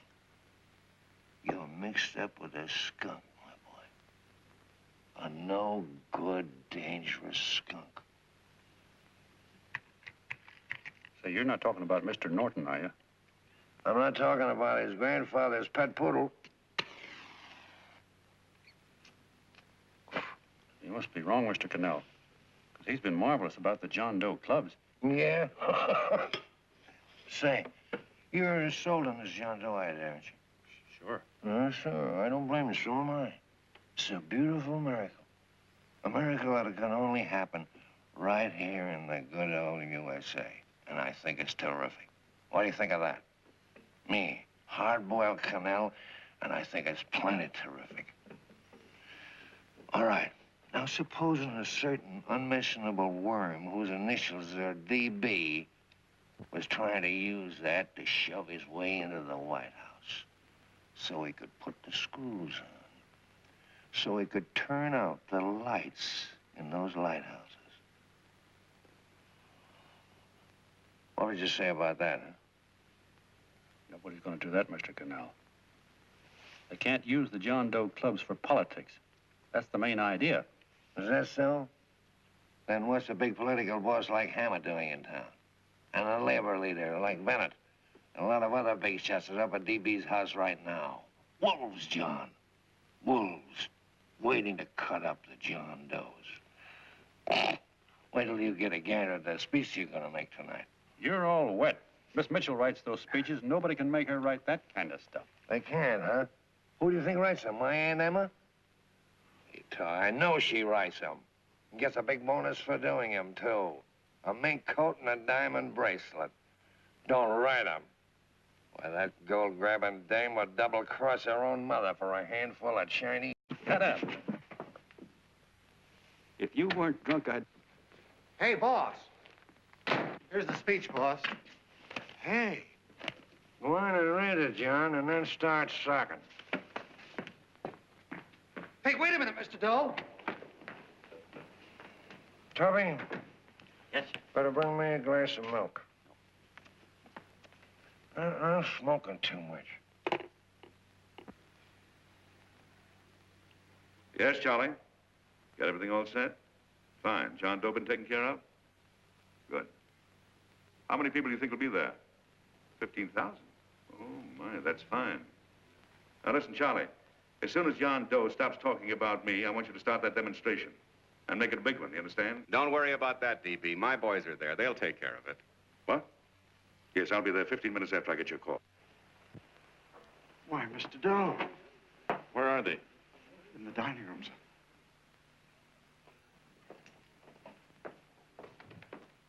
Now, gentlemen, I think we're about ready to throw that great big bombshell. Yeah, well, it's about time. Even a conservative estimate shows that we can count on anywhere between 10 and 20 million John Doe votes.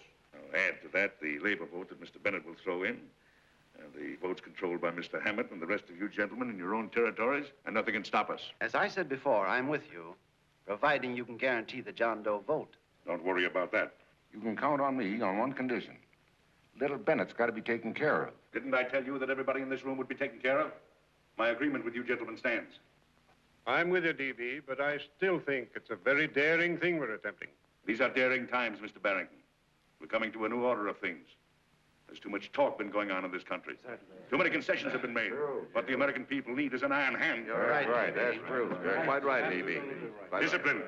Right. And now, may I offer a little toast to Miss Ann Mitchell, the brilliant and beautiful lady who is responsible for all this. Mr. Norton, I'd like to talk to you alone for a minute. Oh, Miss Mitchell has something to say to us. That's fine.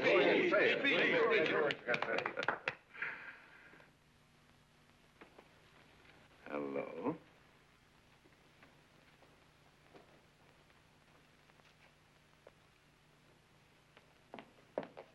John, I'm so glad to see you. I was terribly worried. Did you write this? Yes, I did, John, but I had no idea what was going on. You didn't. No. That's a swell bracelet you're wearing. John, why aren't you at the convention?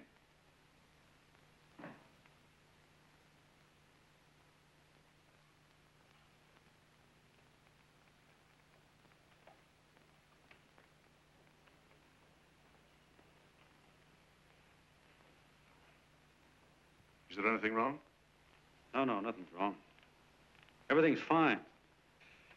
So there's going to be a new order of things, huh? Everybody's going to cut himself a nice fat slice of the John Does, eh? You forgot one detail, Mr. Big Shot. You forgot me, the prize stooge of the world. Why, if you or anybody else thinks he's going to use the John Doe clubs for his own rotten purpose, he's going to have to do it over my dead body. Oh, hold on a minute, young man. Hold on. That's rather big talk. I started the John Doe clubs with my money.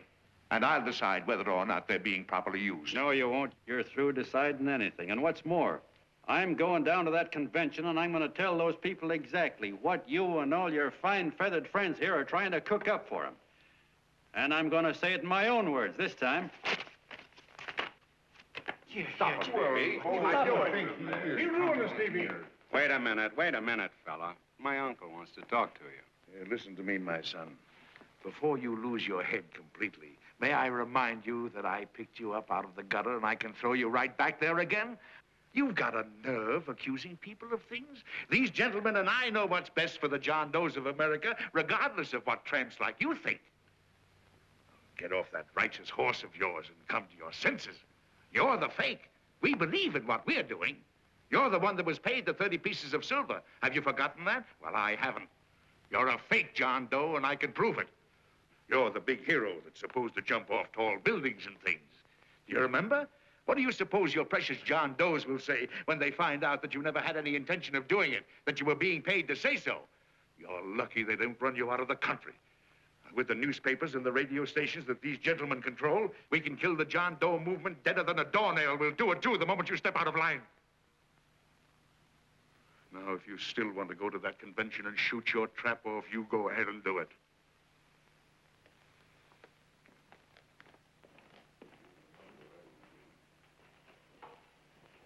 You mean to tell me you'd try to kill the John Doe movement if you can't use it to get what you want? You bet your bottom dollar we would.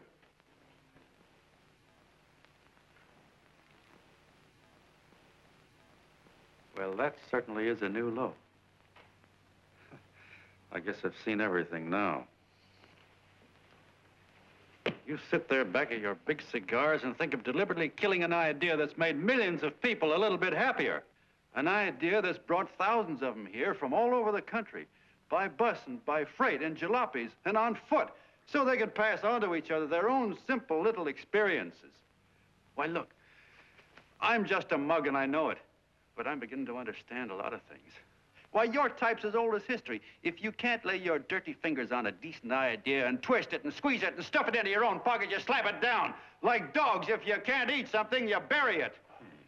Why, this is the one worthwhile thing that's come along. People are finally finding out that the guy next door isn't a bad egg. That's simple, isn't it? And yet a thing like that's got a chance of spreading till it touches every last doggone human being in the world, and you talk about killing it. Why, when this fire dies down, what's going to be left? More misery, more hunger, and more hate. And what's to prevent that from starting all over again?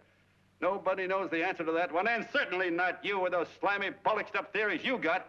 The John Doe idea may be the answer, though. It may be the one thing capable of saving this cockeyed world, yet you sit back there on your fat, hulks and tell me you'll kill it if you can't use it. Well, you go ahead and try. You couldn't do it in a million years with all your radio stations and all your power. Because it's bigger than whether I'm a fake. It's bigger than your ambitions, and it's bigger than all the bracelets and fur coats in the world. You bet it is, John.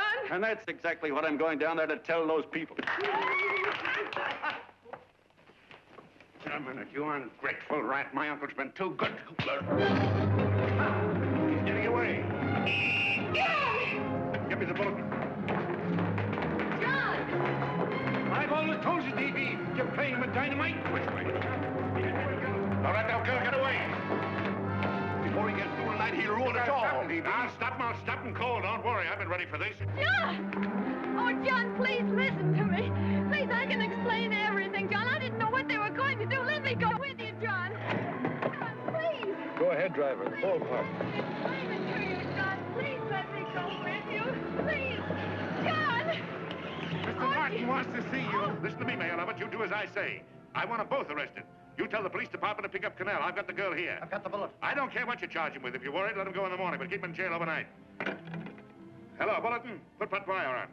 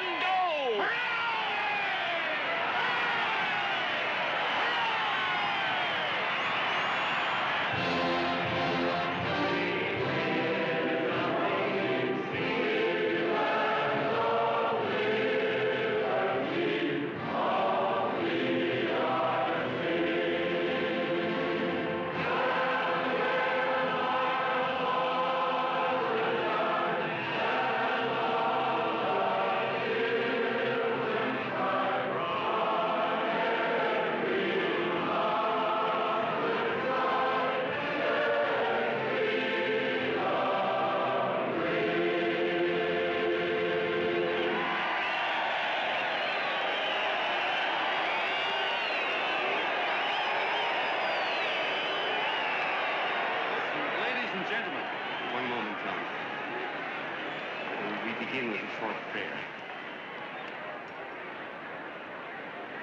Quiet, please. Ladies and gentlemen, let us have a moment of silent prayer for the John Does all over the world, many of whom are homeless and hungry. Rise, please. Everybody rise.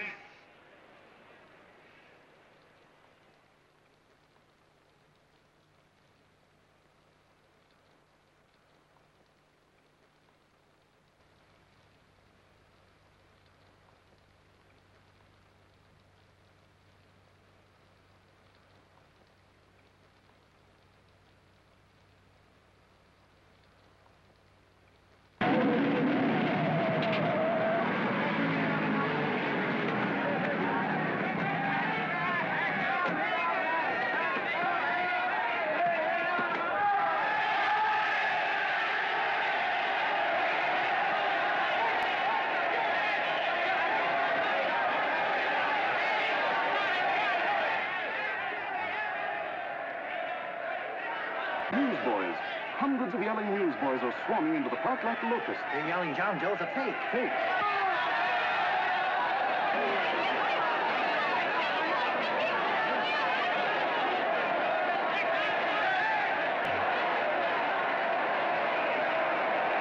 Federal investigation urged by Chamber of Commerce. How could he be a fake? It must be some kind of a gag. A what? A gag. A gag.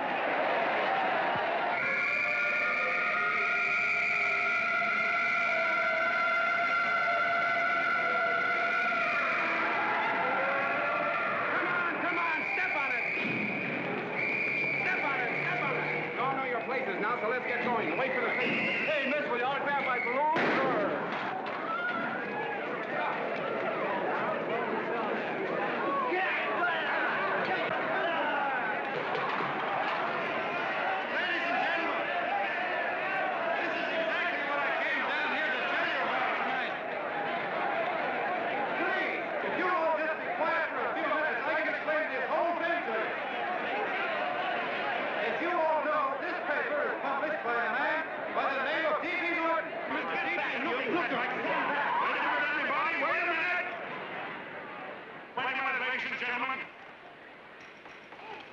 My name is D.B. Norton. You all know me.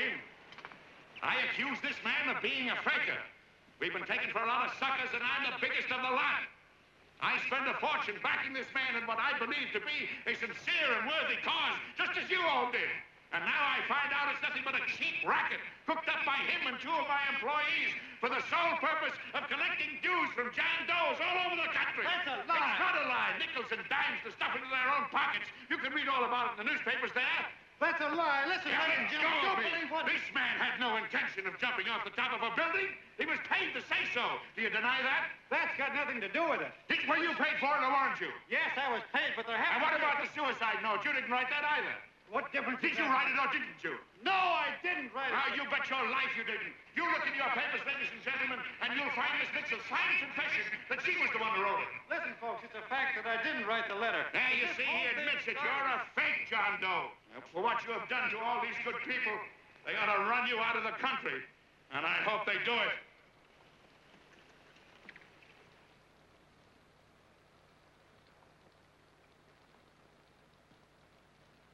Speak up, John. We believe you. Please, listen, folks. Now that he's through shooting over his face, I've got a couple of things to tell you about. Come on, the rest of you get in here and riot. Break this crowd up. Come on. I'm sorry, folks, but we can't hear him anymore. Something's gone wrong with the loudspeakers. John Doe's a fake!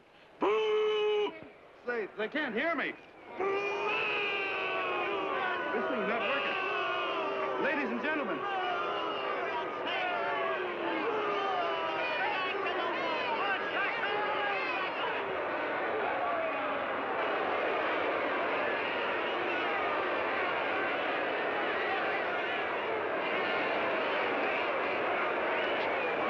This thing's bigger than whether I'm a fake. Look, Bert, you believe me, don't you? Sure. I believe you. Walking my legs off, digging up 5,000 signatures for a phony. Well, there you are, Mr. Doe. 5,000 names asking you not to jump off any roof. It makes no difference, Bert. The idea's still good. We don't have to give up our club. Yeah, well, you can have it.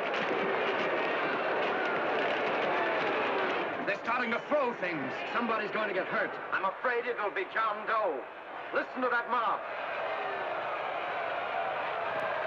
I'm gonna go to him. All right, lady. Can't let you out. Let me go. I want to go to him. Oh, please. Please let me go. They're crucifying him. I can help him. Sorry, sister, we got orders to hold... Orders from who? Can't you see it's a framer? And no wonder they won't let me go. They won't let me go. Listen, folks. You gotta listen to me, everybody. Back to the jungle, you hobo! Just another racket! Stick to your clubs. We've been fed baloney so long, we're getting used to it.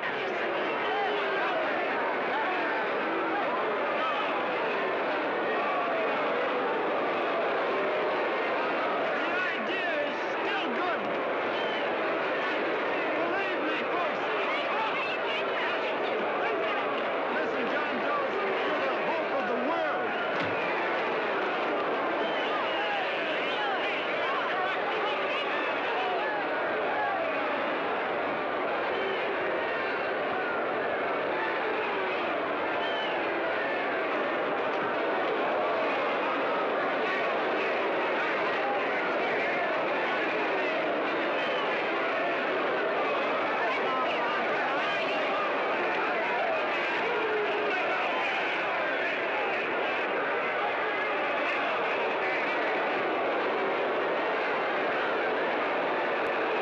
He's finally managed to get him out of the park.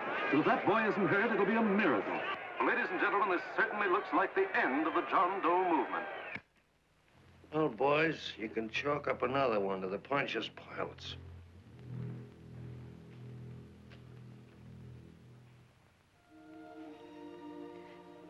I should have been there.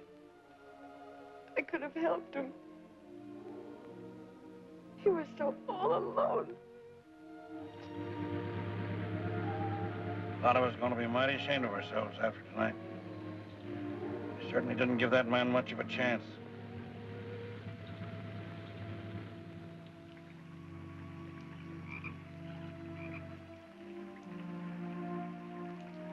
Have some more coffee, Long John?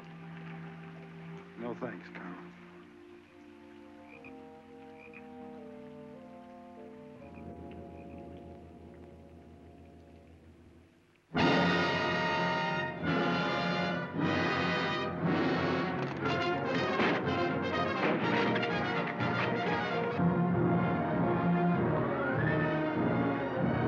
Racketeer, liar, cheat, imposter. Why don't you jump? Christmas Eve at midnight.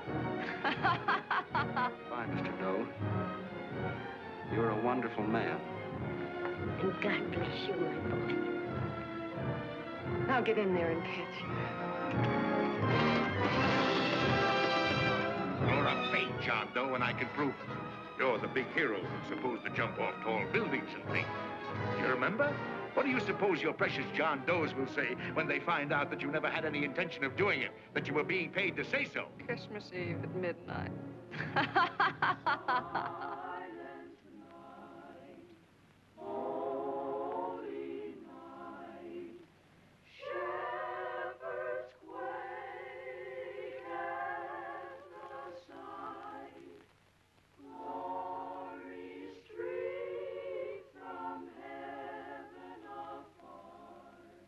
Merry Christmas, son.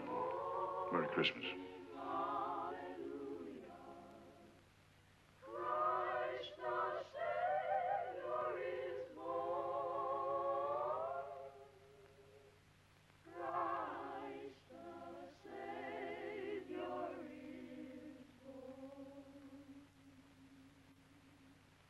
Thank you, sir.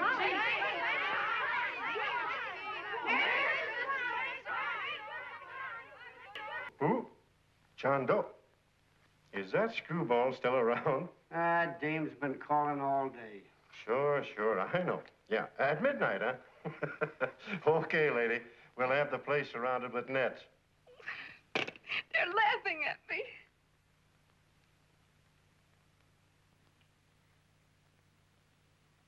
You're a sick girl, Ann. You better take it easy. Whom are you calling now? You called that number not 10 minutes ago. Hello, Mr. Canal. Have you seen him yet? Now listen, Ann, he can't possibly get in without our seeing him. I'm watching the side door and the colonel's out front, so stop worrying. Oh. Thank you.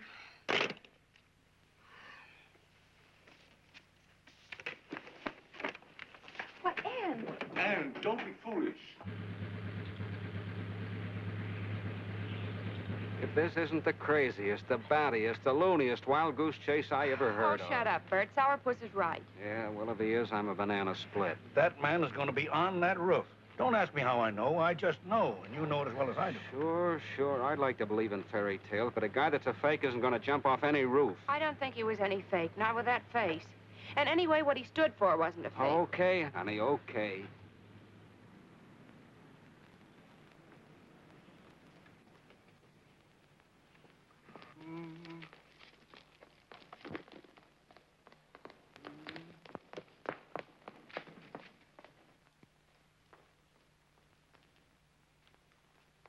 Elevators ain't running. Colonel, You shouldn't have got out of bed, miss. has he been here? No. Have you seen him? I ain't seen him for a week. Where's Canal? He's watching the other door. Oh, you're swell. Oh. No sense in going up there. I've been here for hours. He ain't here. Let me go, will you? Now, that's crazy. It's 14 floors.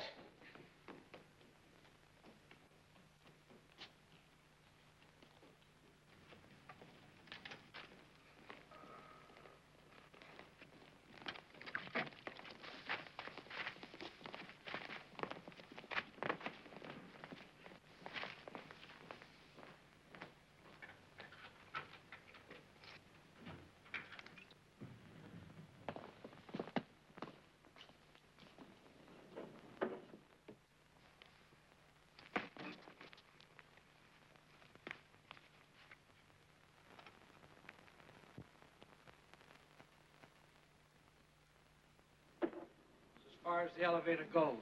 We gotta walk up to the tower.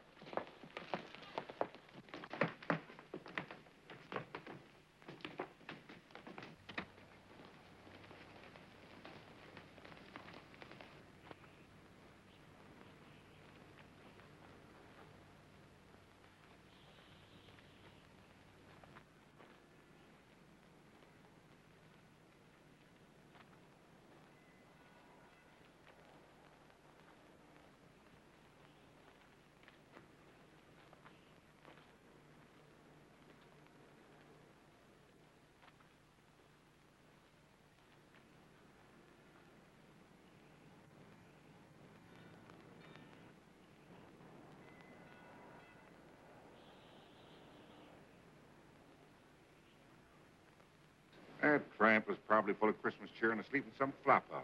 Let's go. I've got to decorate my tree.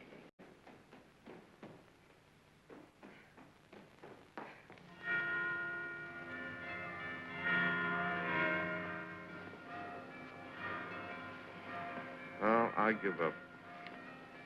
I don't know what gave us the idea that we'd attempt anything like this. I guess you're right. I'm afraid the joke's on us. Let's go. I hope nobody finds out we've been here.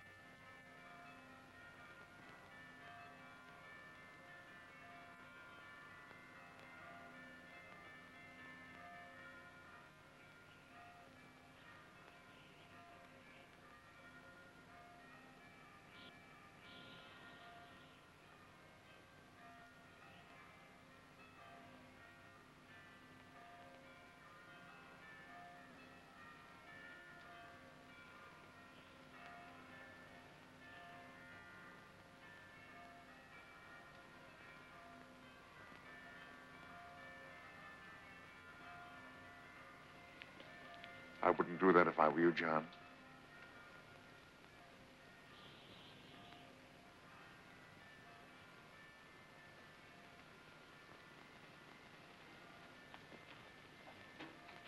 It'll do you no good.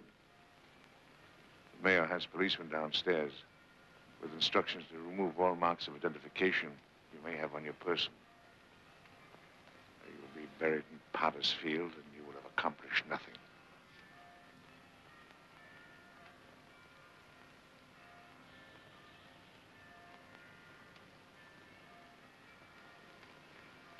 I've taken care of that. I've already mailed a copy of this letter to Mr. Cannell. John, why don't you forget this foolishness? Stop right where you are, Mr. Norton, if you don't want to go overboard with me.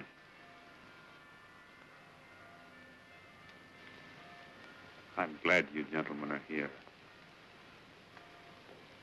You killed the John Doe movement, all right.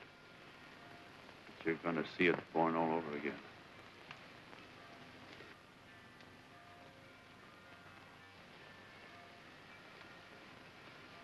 Now, take a good look, Mr. Norton. John! John! Oh, John, no, I won't let you. I love you, darling. Oh, please. Please don't give up. We'll start all over again. Just you and I. It isn't too late. The John Doe movement isn't dead yet. You see, John, it isn't dead or they wouldn't be here. It's alive in them. They kept it alive by being afraid of. That's why they came up here. Oh, darling. darling. Sure, it should have been killed. It was dishonest. But we can start clean now. Just you and I. It'll grow, John, and it'll grow big because it'll be honest this time. Oh, John, if it's worth dying for, it's worth living for. Oh, please, John. Oh. Oh, please, please, God, help me. John, look at me. You want to be honest, don't you? Well, you don't have to die to keep the John Doe idea alive. Someone already died for that once. The first John Doe. And he's kept that idea alive for nearly 2,000 years. It was he who kept it alive in them. And he'll go on keeping it alive forever and always. For every John Doe movement these men kill, a new one will be born. That's why those bells are ringing, John. They're calling to us. Not to give up, but to keep on fighting, to keep on pitching. Oh, don't you see, darling? This is no time to give up. You and I, John, we... Oh, no. No, John. If you die, I want to die, too. Oh, I love you. Oh, John, yeah.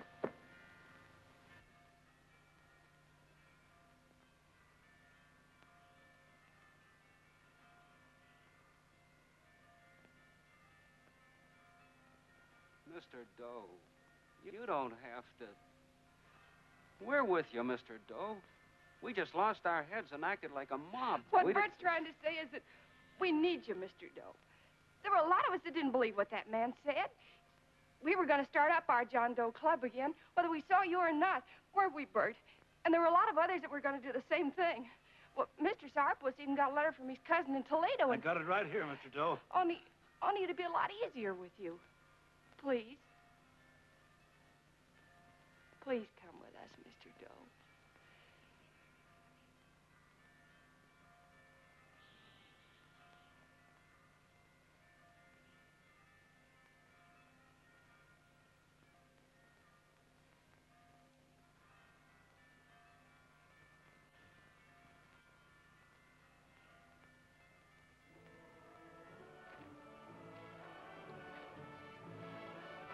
Long John.